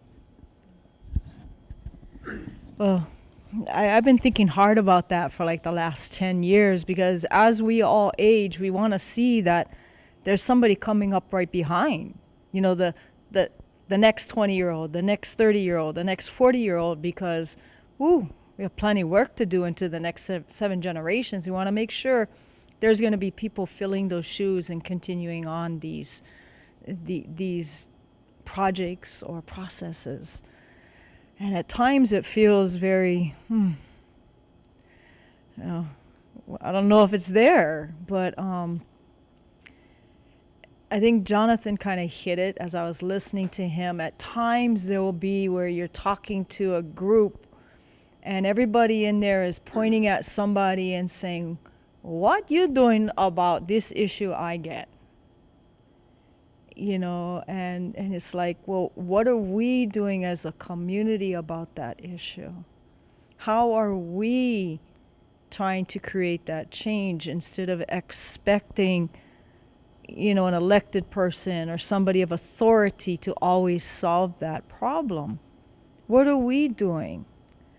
And I really had to get basic with some people and say, you guys all seem to think it's acceptable to allow us to, throw rubbish on the Āina and damage it, or allow you to, do stuff up in the back of the valleys that you don't realize until there's a heavy rainfall, that now those toxics are now in our nearshore waters, killing our limo and our coastal fish. And then you standing there, well, who caused this? Why? And I'm like, you all let it be. And I try to educate them that it's not an easy process. Sometimes you have to dig in and work on things years, maybe decades. And it's sweet when you see those sweet successes. But some people are like, they want everything simultaneously, right? That's why I demand this to be done and I want it fixed by tomorrow. And we all know that's not real. That's not real. We're not going to bring back native plants by tomorrow. We're not going to save all our water resources by tomorrow. What are we doing now? How am I educating you? And as Jonathan said, that person might not be interested in the Wai conversation, but they might be interested in the Āina, or the language conversation, or the Kai conversation. And how do we bring them all together to work in that kako situation? Because one person or one thing is not going to solve it. And we need to, one thing I did learn many years ago from all of you is all the masterminds can't sit in the room. We all got to attack it from other ways to create that change.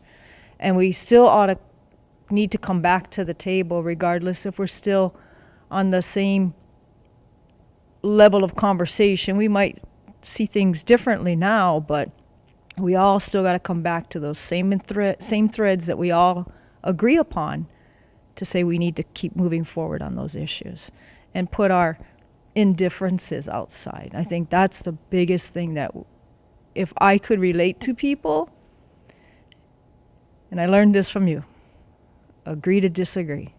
But the things we agree on, we need to stand together and we need to continue. And it's a long fight. It's a long one. So sometimes when you see those bright stars, you kind of like pour your efforts into them, and hopefully they'll grasp and they'll take a hold. Or if they should go away and they'll come back, you know they have that root, that foundation in them. Yeah, that'll live on. So kind of like being a farmer, you planting seeds and all these folks. Okay. So, but how do we? Because I experience this a lot. A lot of people come and they want to share their problem with you, and you tell them how to fix it, but they want you to fix it. Yep. Okay. So how do we get people to understand that they're part of the solution? They need to fix it.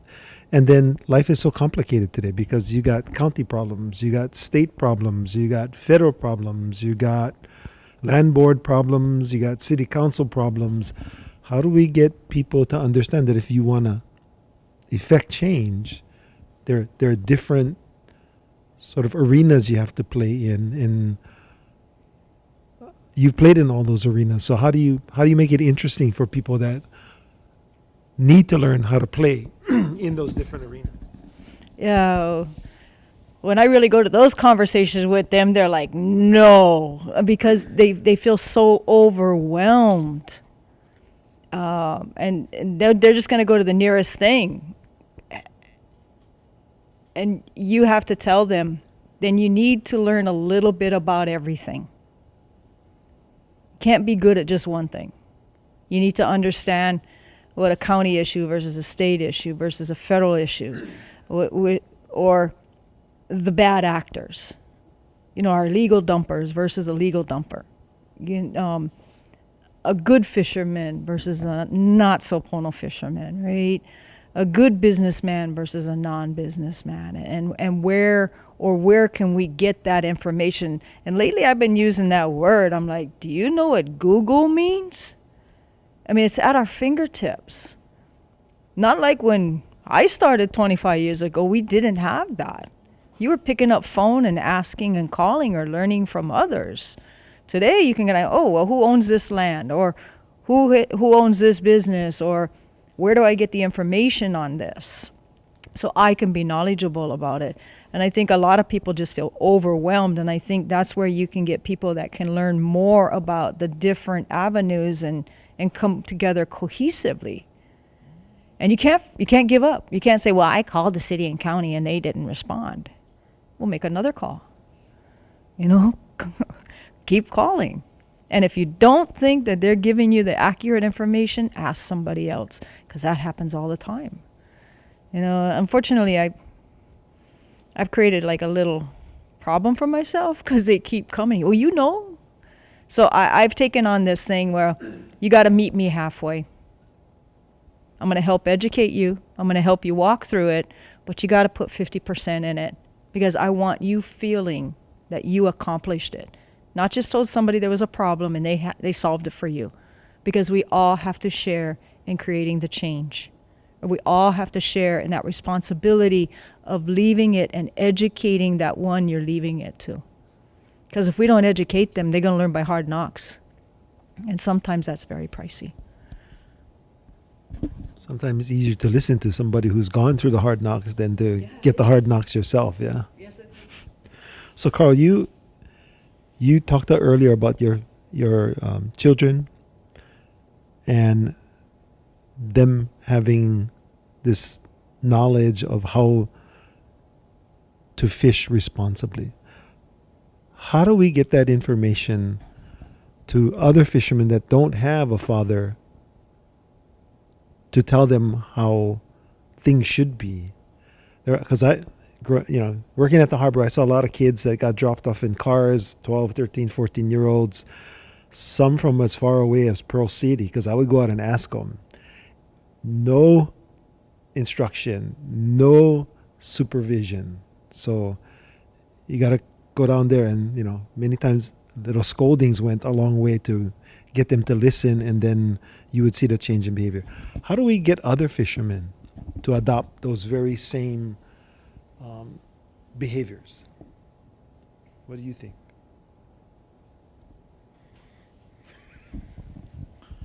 Yeah, you know, a long time ago, William came down and scolded me because I was surrounding the sardines inside the harbor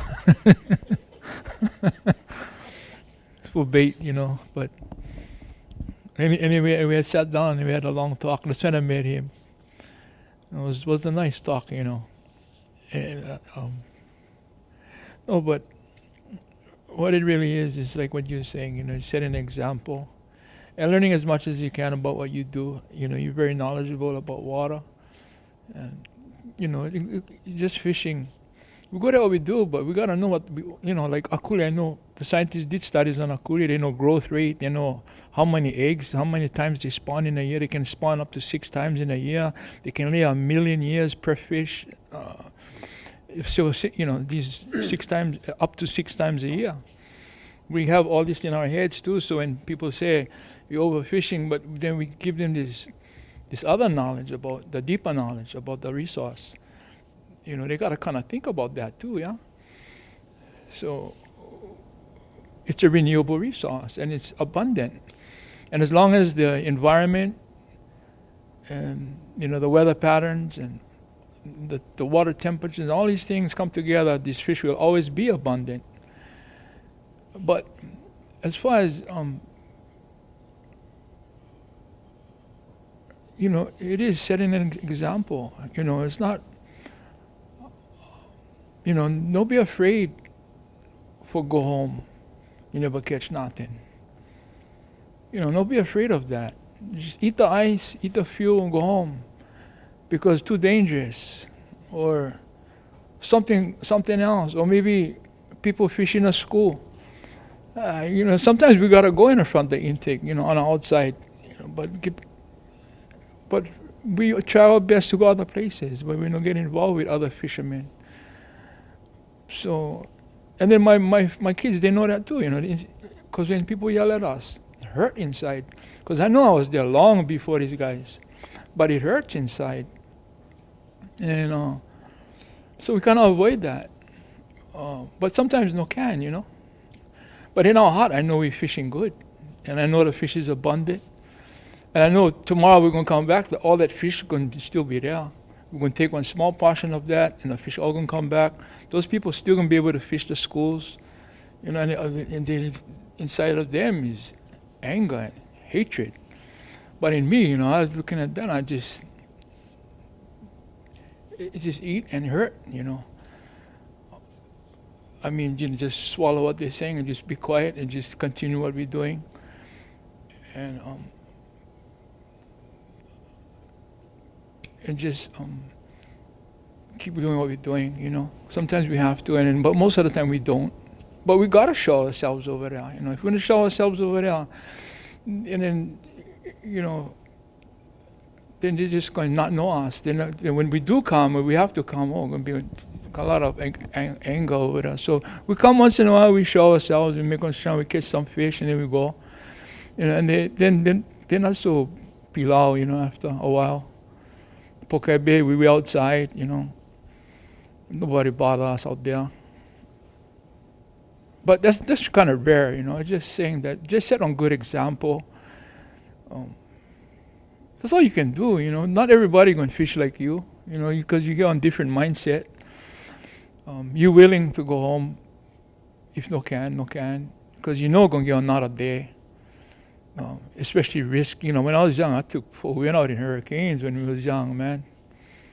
40-foot seas and surfing waves all the way to Bobba's Point just to get her on Bobba's Point. And it was like on a lake over there, but we had to get there. So, but now I'm older, I'm smarter, and I just wait. So, yeah. Thanks, William. Just setting a good example, you know. That's perfect, because the young folks that we hope are listening or will eventually listen, you know, those are good words of wisdom. Like if it's unsafe, don't do it. There's always another day. When you're young and you're impatient, you know, you're you got to go, but you don't really have to go. You can wait. The fish gonna get bigger actually if you wait a little bit longer. So is Nani back available to ask her a question? No? Nani, are you listening? Yes, I am. Okay, great. So we all went through that round. So, and I don't know if you listened to the question, but how do we create more Nanis? Yeah, make teaching and farming the highest pay possible. That's how you create more farmers and more teachers. No, but I'm actually I was being serious about that. And also being serious about just like how Uncle said, be an example. Yeah, language is not easy for everybody. I think for me it's all about sharing the aloha that I have for the language and trying to when you learn a language, your perspective changes, and I cannot express that enough to you to understand, or to the community to understand, unless you start. Yeah, and it starts with the little words that you know. Yeah, but it starts deeper when you really get into the land. So I invite people to come up to Ka'ala, to go to Auntie Joe's mala, and Kopua. I invite, I encourage, I ho'opaipai everybody to do that. Let the Āina talk to you. Yeah, and then you can come see me and learn Hawaiian. Excellent. Is there any other advice or words that you'd like to share with the Waiʻanae community in terms of where we should be, where we can be? Oh gosh. Where we should be. We should be engaged a little bit more, but that's not going to come unless we get educated a lot better on our spaces, our places, our history, our stories. Yeah, I believe we can have food sovereignty. That's a big thing that we need. Food sovereignty equals Hawaiian sovereignty. Right. So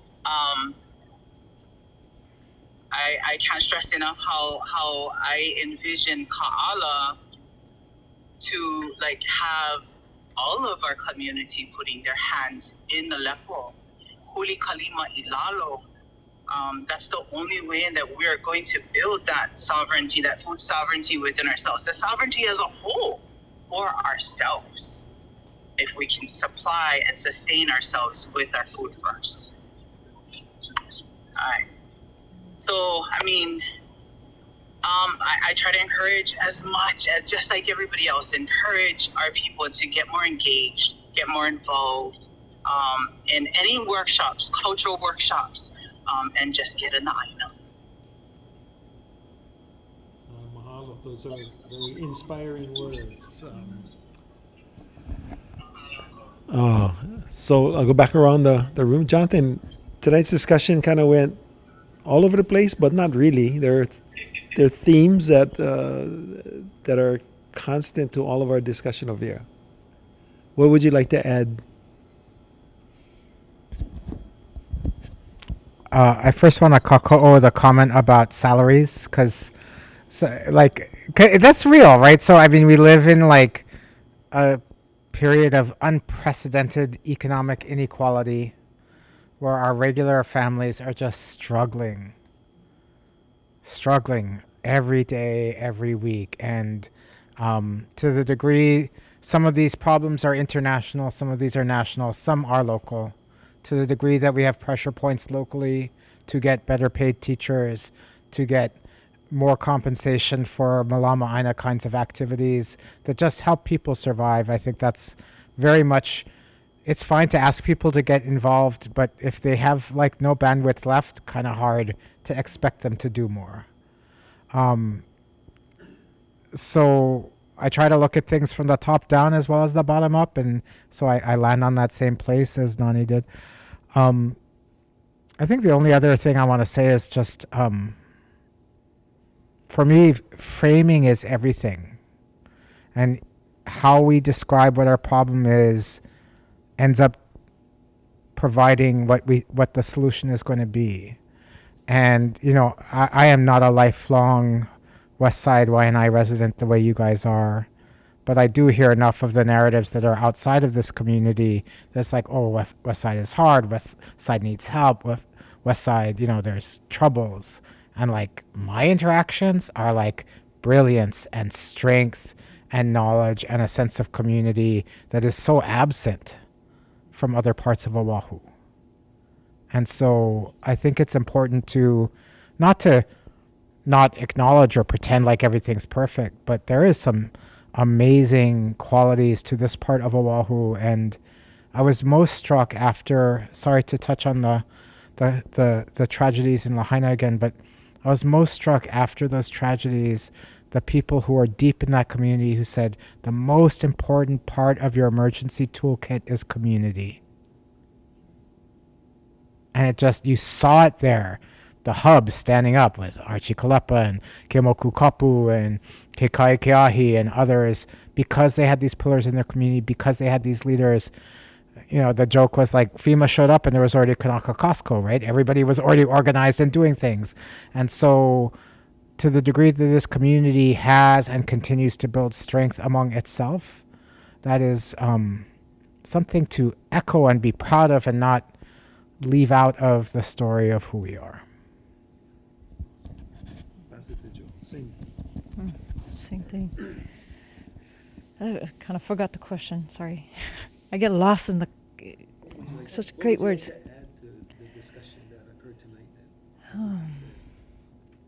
I think what I'd really like to add is people need to become involved on whatever level they can, at whatever time they can. And that may be like writing a testimony on a measure, speaking to a class, being on the Āina, go dig some weeds out of the ground to plant some kalo, going to a water conference, going to ask a fisherman, what is a kuli? You know, what are nearshore waters? What does it mean? You know, I think people should just not be afraid to ask. And life is hard. Life is going to be hard.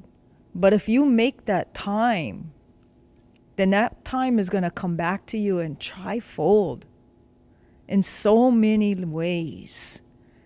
You know, just the knowledge, just the wow, I feel so wealthy by having this information now that I felt might have been withheld, but I didn't even ask the question. I think that's where people really need to get involved on whatever level, whatever comfort level, whatever time they have, and what they feel passionate about. If it's about your education for your child, if it's about our resources, if it is about my heightened, you know, awareness of potential fires, is it your traffic? What is it? Because I understand the economic, because we all need to eat. We all need to pay our bills. But I also look at it as, what is your passion and what drives you? Because I now see that as just as equal as being paid for, because you got to love what you do. You know, just because a doctor and a lawyer makes those extra zeros up there, they might not love their passion, but they went into that field because of the dollar amount. You know, that teacher went into that field because they want to educate. The farmer wants to farm because I love it. Carl loves fishing, and he knows the feast and famine. It's not all about money all the time. It is about surviving, but it's not always about the money. Yeah. Want to add anything? Yeah, I just wanted to Yeah, I wanted to say that I appreciate I know what goes into learning and getting to be good at something, and I know you're all good at what you do, and so I appreciate the time that you all put into what you know. You guys don't know this, but William, he knows plenty about birds. I don't know if you guys probably know that, but he knows a lot about birds, you know. But and Jo, what she does, and you, what you do, you know so much about fresh water, and you over there, So I appreciate that we all go through in our lives, and Lucy, what we all go through in our lives, learning and becoming experts at what we do, because it's really not easy, We can learn, reading, arithmetic, and the 3 R's. Yeah, writing, But we still gotta kind of put in the time, and like she's talking about the legislature, writing testimony. I had to learn all that stuff too, and we all did. And so I really, really appreciate the expertise in this room, because I know what people go through to acquire that expertise. It's not easy. What she had to do to learn the Hawaiian language and feel the words, know the deep meaning of each word. Because that's what the Hawaiian language is. There's a meaning, a deep, very deep meaning to each word. That's why she feels the way she feels. So I appreciate the expertise in this room, and I think I'll leave it there. No, not Pao yet. I got one last question for you, and you're gonna have to give up one of your fishing secrets. Okay, what is your favorite recipe for akule? Oh, I forget. That wasn't black beans. Was the other one? Yeah, it's the Chinese style. It wasn't black beans. Was I forget. But that's my favorite recipe for akule. Okay. But everybody fries the akule. They love fried akule. That's a very diplomatic answer. Some Chinese style. I've run out of questions. So good. It's 7:35. Okay, so you can repeat the question. So we talked about the military earlier, yeah, and government and commercialism. So I have a question for 3-4 of you. So we speak about water. So people are getting water leases or water permits for bottling, for commercial purposes. When we talk about water for the land, water for our fish, to me it's we need to let our streams flow. We need to have some of our streams on a natural flow for it to do its natural process. To me it's better for the reef, it's better for the fish. So speaking to the water, because I remember one time I was looking at the DLNR agenda item, and they were talking about the water for the water bottle company, and I'm like, wait, they're getting the gallons for pennies, and we're paying big time for the bottle, So to me, just the commercial and the military as well, because did they really foot the bill for everything that they've done? Because, and then the next question, Joe, would be for the land, right? So even though we've been blessed to not have had homes, per se, massive losses, we've had massive losses of our species, of our plant and of our animal species, because it's just undeveloped land. But to me, whenever there's a fire, of course I don't manage resources, but to me, if we hit that fire on the first day, we won't have to see it for 3 to 4 or 5 more days. Because to me, not only is it burning our resources, it's also killing our species. Because we're the endangered, extinct Capital of the world. Capital of the world. And that's not through nature. That's through man's ineptness through poor care. And, for Carl, regarding our fishing, if we didn't have things like the Pacific Rim or the PACAF, the bombing, how much more marine life would we have to sustain our future generations? Because whenever they're doing the sonar, whenever they're doing their war games, it's affecting our fishing. It's affecting our marine life. I mean, right outside of Pokai Bay, we had unexploded ordinances, a reef of it. So it's like, when the government says that, when this fake state Hawaii government says that the federal government provides X amount of income and revenue, how real and how true are they saying how much it actually costs our resources? How much is it costing us? Because even on the roads, their cars, they don't have to pay registration. But if when they leave and you choose to buy one of their cars, like we just did, when that car needs to be renewed next summer, we're going to be paying for their backdebtedness. So, for legislation, we need to change that. If you're going to give some non-native, non-resident that exemption, that should be for the full car, even when a local resident purchases it. So why do I have to pay for them when the state and the county didn't want them to pay? So my whole point is, military occupation, military presence need to be decreased because they have a significant adverse impact to our resources, to our land, to our water, to our ocean. And so, to me, that's, in your mind, how do you think we could minimize the negative impact, to include the commercial water bottoming, because other necessities, I imagine, is necessary. But when we talk about Maui, how A&B has been hoarding all of that water and wasting water instead of letting it flow through the streams. So we don't have that situation, especially out here on the west side, because we don't have the wetness for it. So I'm just looking at how can we minimize a lot of the adverse impact that the military, their families, their contractors, their civil servants apply to us here in Hawaii.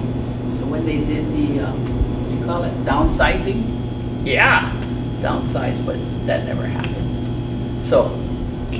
Okay, You can go in whatever order. I remember the question. So. I think you remember the question. I think they need more time to think about it. And Because you have also been highly engaged with government, and you're now retired, so feel free to chime in as well. sure, thank you for the opportunity, but I'll pass it. And then you spawned a question that Jonathan can answer before he gets to yours, and that is a military required to comply with the water code? So the military should be required to comply with the water code, but they will sometimes say, depending on which branch, that they don't have to comply with the water code, that they choose to, but they don't have to. So there's two parts that I heard out of your thoughtful questions, Kapua, and so one, there's a general question about the military and the military's footprint in Hawaii and its impact, and then there's some very specific questions about how water is managed and paid for. So I want to acknowledge my comments are about the military, not individuals in the military. So I've become friends with some really beautiful, amazing warriors who have happened to serve in Hawaii, and their kids play with my son, and I'm talking about the institution.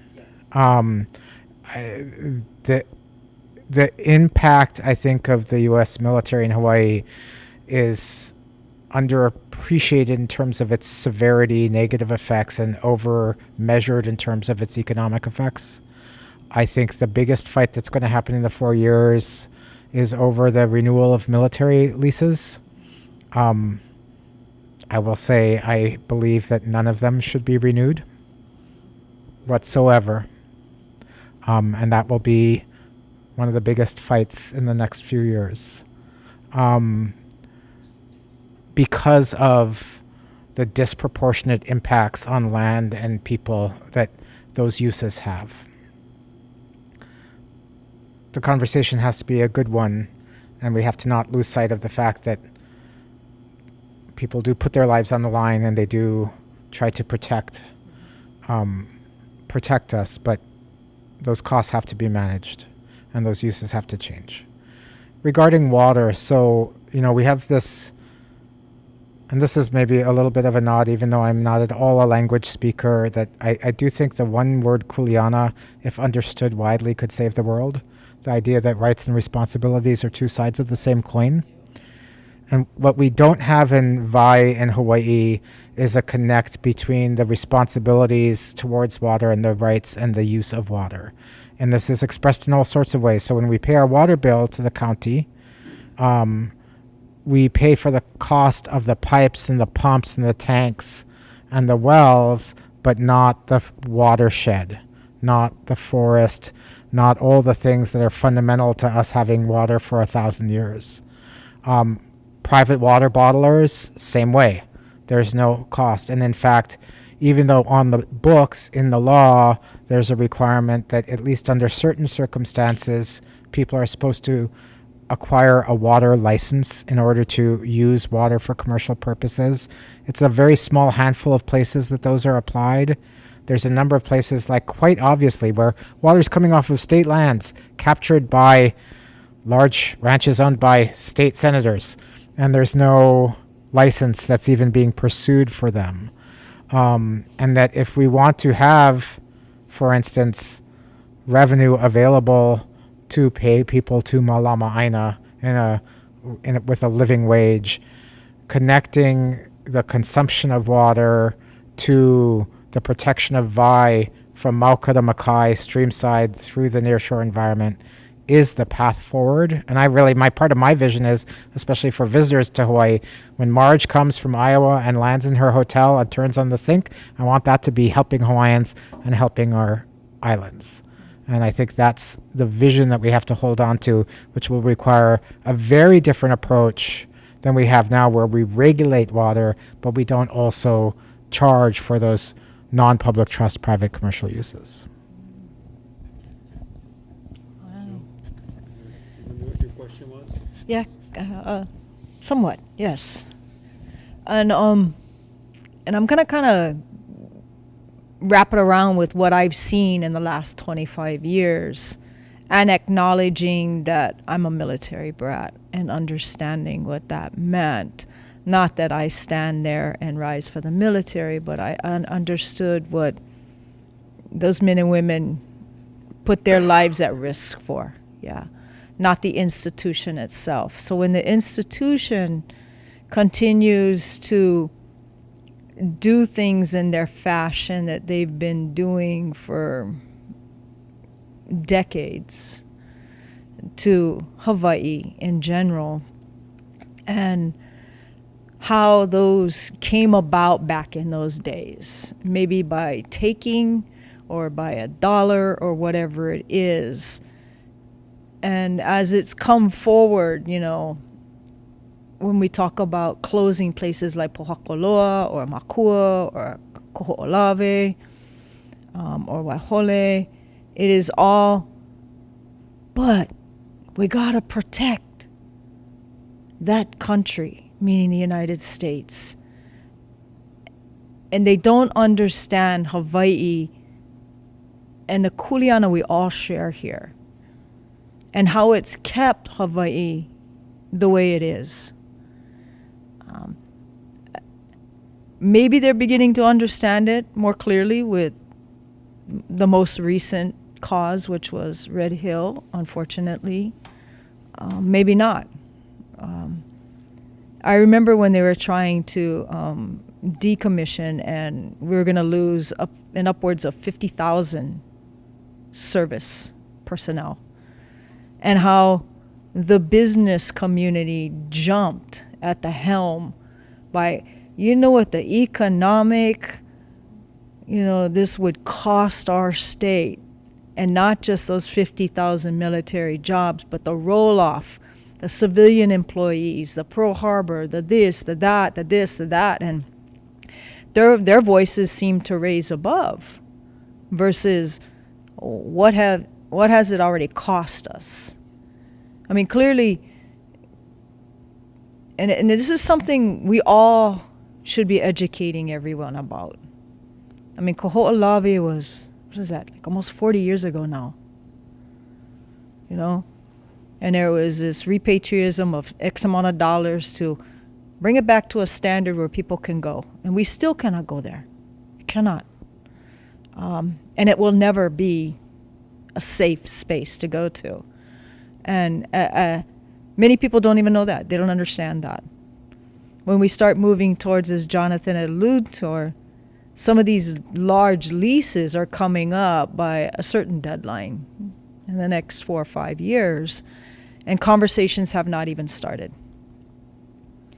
We can make assumptions, and individuals like you, William, who have been steadfast in those conversations on how do we begin to educate the U.S. government or the military on what we've lost. And sometimes we don't even know what we lost because they don't have the data. They don't want to do the data. And we have to argue through courts that they should do the study so we can prove that the individuals who have lived here generationally can tell you the effects on fishing, the effects on near shores, the effects on the Āina that can't be recouped when those leaseholders don't want to even do the studies. And we're not going to be able to get that back. We can't say, Johnny, pack up and go home. It's how do you create this balance as we move forward? And unfortunately, there doesn't seem to be really any conversation about it. None. And again, creating this misbalance of just let the resources go. And we've all seen that because we've been protectors of Makua, right? And now how the military now spends X amount of dollars for protecting the species and doing different things and different training mechanisms to kind of help balance that, but damage is done already. I think it's more important for us to start educating the community on some of these things so they can raise their voices, and educating the individuals that are going to sit at those tables, or the person that's going to sign the document to continue on with that lease, and not say it's more, well, send it back to the continent. You can do your training in the continent versus here in Hawaii. That conversation needs to be understood from everybody here, or we're just going to lose more resources. And I think that has awakened people with Red Hill, but has it awakened people to the point of how people have really become awakened with Lahaina? What is the level? Because when you talk to certain people, they will feel that military has done exactly what that fire did to Lahaina. But you don't hear it in the masses' voices like you're hearing in the masses' voices right now. And hopefully we can educate these next generations on this as we all move forward. And unfortunately, as Kapua has said, they've given, being a person of a military, they get certain reductions. Lower registration on their vehicle, benefits that our local governments has negotiated with military. And is that still a fair process as we're moving forward? Until enough people like Kapua has now realized that we need to go engage with those departments and say, you know what?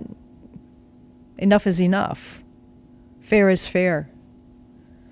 Maybe they should pay their fair share just like everybody else's. But we got to educate people as to what that means and what is the cost going forward in the budgets in our state and county governments. Yeah. Any impacts on your fishing from military that let me ask you one that I think. So, can you fly your drone at Makua? Yeah, I'm planning close areas, close to fishing because of airports, and we have the reef runway. I mean the firing range. It's a big one, close to about 1.5 miles out to fishing. Kaneohe, same thing. Mokomano, same thing. Kailua, that area over there. That's a firing range too for the military. But I wanted to talk about the water, if that's okay. I did a job one time with, you guys remember, what's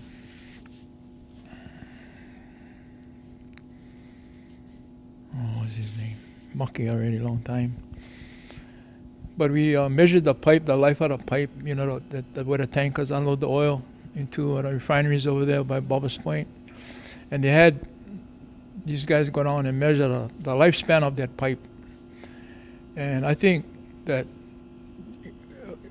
the Board of Water Supply always thinking that we can find the resources, they're going to build this big area of, development, and they're going to find the resources to make sure that this development can, sustain itself and have enough water to sustain this development.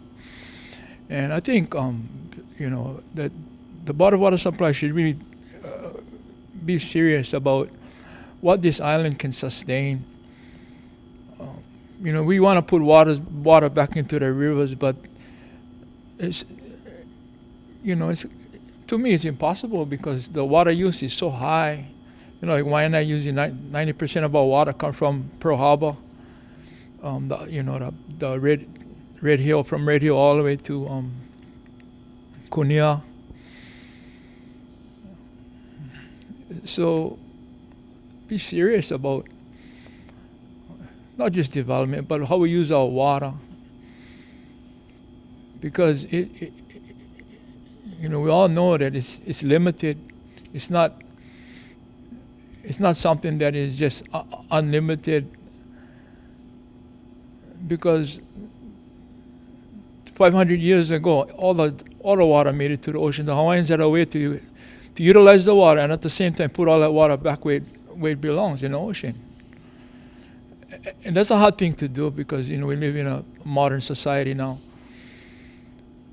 But we really should figure out the truth about how much development this island can sustain without depleting our water resources, so that one day, we're going to, like William said, we're going to have to, Hawaiian Home's going to be the last to cut resources, and then, so forth. And I hope I don't see that, but the truth is that if things continue the way it is, that's what's going to happen. We're going to see those shortages. Good point. Nani, you still with us? I am still with y'all. I unfortunately was in and out on Atikopua's mana'o and didn't really get to hear the question well. Basically, the question was, oftentimes the unanswered question regarding the military is impacts that are not acknowledged. And it could come in the form of like the Red Hill issue, or it could come in the form of like Carl being prevented from fishing certain areas. Do you have any experience with that? And what are your thoughts on holding our politicians, holding the military accountable for these additional costs that aren't being recognized and accounted for? Oh, that's a heavy one. Cause they're all responsible. They all get responsibility to ho'oponopono these issues that we're having so that we can live in a better state than what we are right now. But I agree that it stems. I'm an educator in every way, and I agree it starts with education. Like I remember I've gone to a handful of meetings with the Red Hill Joint Task Force, listening to them speak about what their plans are and so on and so forth. But I really feel education is the key. And so I invited Admiral Wai and the head of the EPA, I can't remember her name off the top of my head. I invited them to come to Ka'ala and because like without understanding why we do what we do, why we protect what we protect, why we love what we love, you need to come and be with us to understand.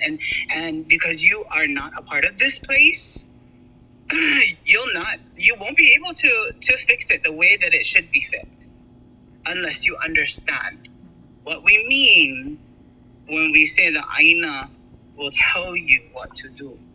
The Āina feeds. Āina is that which feeds us, yeah, and that comes from the land, the ocean, the air, the wind, everything, even us. We Āina.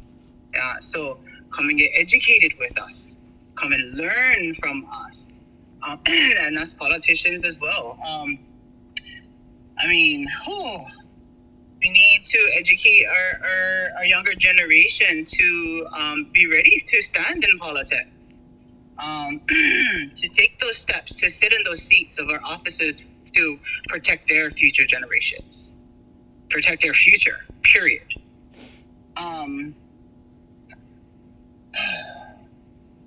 Yeah, I haven't gotten a response yet from either of Admiral Wade or the EPA head to come. But every time I go, I still let them know, hey, come. We are open to help you understand why we stand strongly for what we believe and what we love.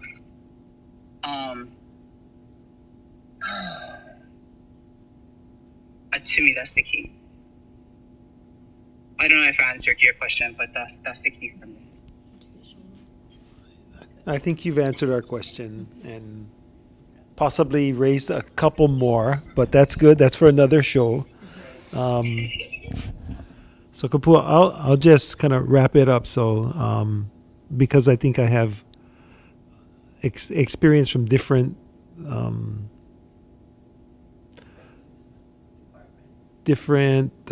views, right? So I would agree with you definitely that, I agree with everyone that it's not the person in the uniform. It's the policies by the leaders of the person in the uniform that's standing in front of you. One of the big flaws is they change every 2 years. And because they change every 2 years, my experience is when you get a new one, you're going to take 6 months to a year before they even willing to try to get to know you or try to know anything about the issue. That's always a problem. Then you get the ones that just start to understand and just start to change the policies, and then they're gone and you get a new one and then, to wait because I don't know enough. And so that's been my experience, both at Makua, in my various roles of government. Is you have this rotating command. The other problem is the decisions are made way far, far away in Washington, D.C. From Hawaii. Number two, it's not in their culture or their planning structure to think holistically, because they're like corporate America. What is the next quarter's profits, or what is the year-end profits? For them, what is the year-end results of of training, and never mind you're going to leave the opala in the ground, because the other guy going to come in and he going to fix them.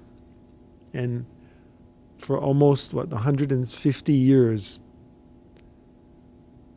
nobody's been fixing anything until recently because of Red Hill. I think Red Hill is a classic example of kick the can down a road.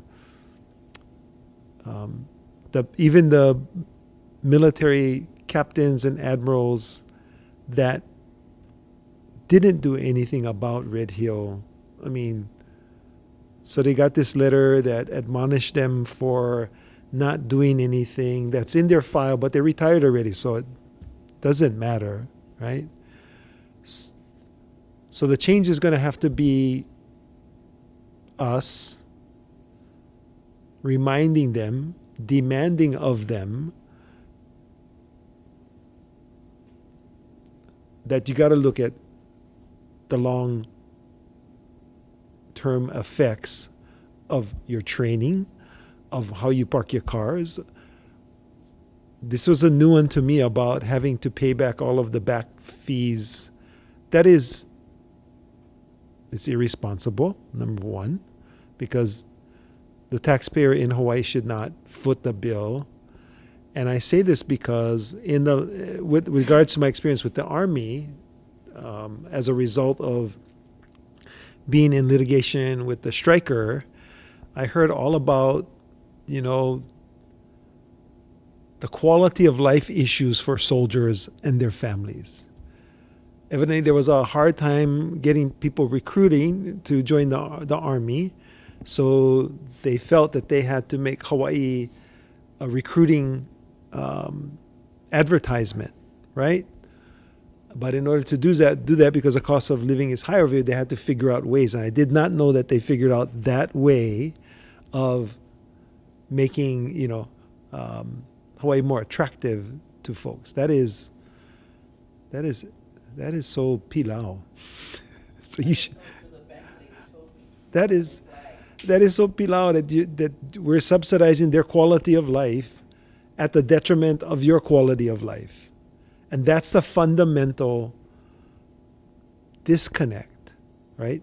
That the politicians and the leadership of the military have in Hawaii. And so the theme of all of the discussion that occurred tonight is, as we learn of these things, we need to make sure that the people that write the laws that exempt that, go unexempt that. Because we should never sacrifice our quality of life for their quality of life. Because what's going to happen is we get shortchanged and we end up with a line of munition from Pokai Bay all the way to Miley Point in 70 feet of water. Carl showed me all the way. And even though they did some tests, we forced them to do some tests, right? And right now, it's okay. There's no environmental impacts of those bombs that are, it's about 2 miles worth of bombs all over the place. But we don't know what the long-term impacts are. We just know that for now, the fish and the octopus and the kona crab are safe to eat because we demanded that they do that test. We need to continue to demanding that. People don't. One of the things that they do is, as soon as somebody gets into trouble, and if you're in the military, they discharge you. They discharge you, and then HPD charges you. And then they refer to you as a former military personnel. But the violation of the law happened while you were a military personnel. So it's recognizing these things and demanding that, no, let's call a spade. And the guy was active duty, and he should be held accountable active duty, not get discharged and then our justice system takes care of it. Their justice system should take care of it. So what is the cost of the long-term impacts of those bombs? What is the cost of the long-term impact of Makua, the cleanup? Not like Kaho'olawe. We won't stand for that. Put the money in an endowment. Let the community manage the endowment. Let the community create this University of Makua in which we teach how to deal with unexplosive ordnance. We teach how to deal with soil contamination. We teach how to restore the forest, dry land to Mauka and Mauka to Makai. That's how we have to deal with these long-term liabilities that the military is going to leave with us. Recognize that the guys in the uniform that stand in front of us are just following orders and doing what they need to do. But recognizing that the people in Washington, D.C. should come out and should talk to Nani and should experience the impacts that they're leaving behind, that when they look at the Pala and try to make a decision, the Pala is not sufficient in order to make that decision because it doesn't.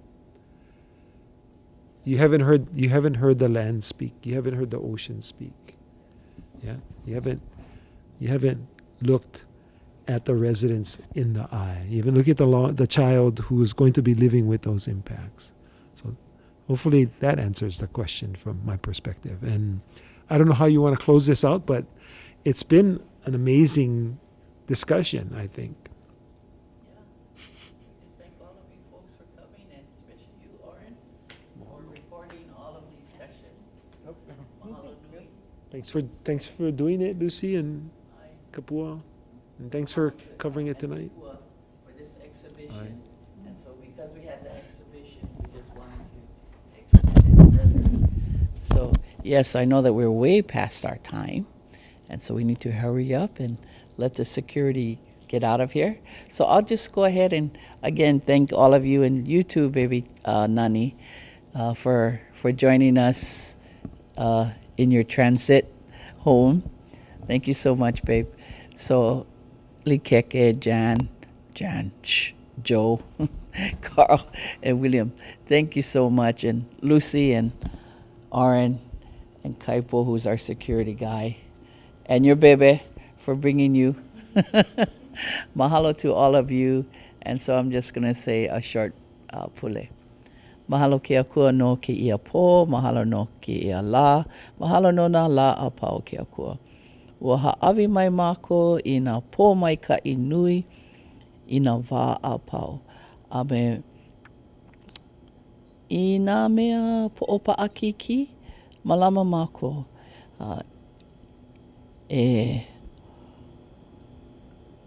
Malama mako to malama oko malama kako. Lord, thank you so much for all of your blessings to each and every one of us, Lord. Thank you to all of them that have come and to those that came in spirit, Lord. We thank you and we pray that you take each and every one home safely, and we pray that you continue to be their guiding light and to watch over them and to help all of us to make the right decisions, Lord, because choices are hard. Times can get hard, but we are blessed in these days, as Carl has said, he's been blessed. And so help us to recognize the blessings as we overcome the struggles, Lord. We just thank you, and also we thank LCC Waiʻanae Moku. We thank Danny and Kūkulu-making. We thank you, Lord, for her putting the application in for the usage of this facility. We love you, we honor you, we praise you, and we give you all the glory. In Jesus' precious name, amen. Mahalo and ahuiho.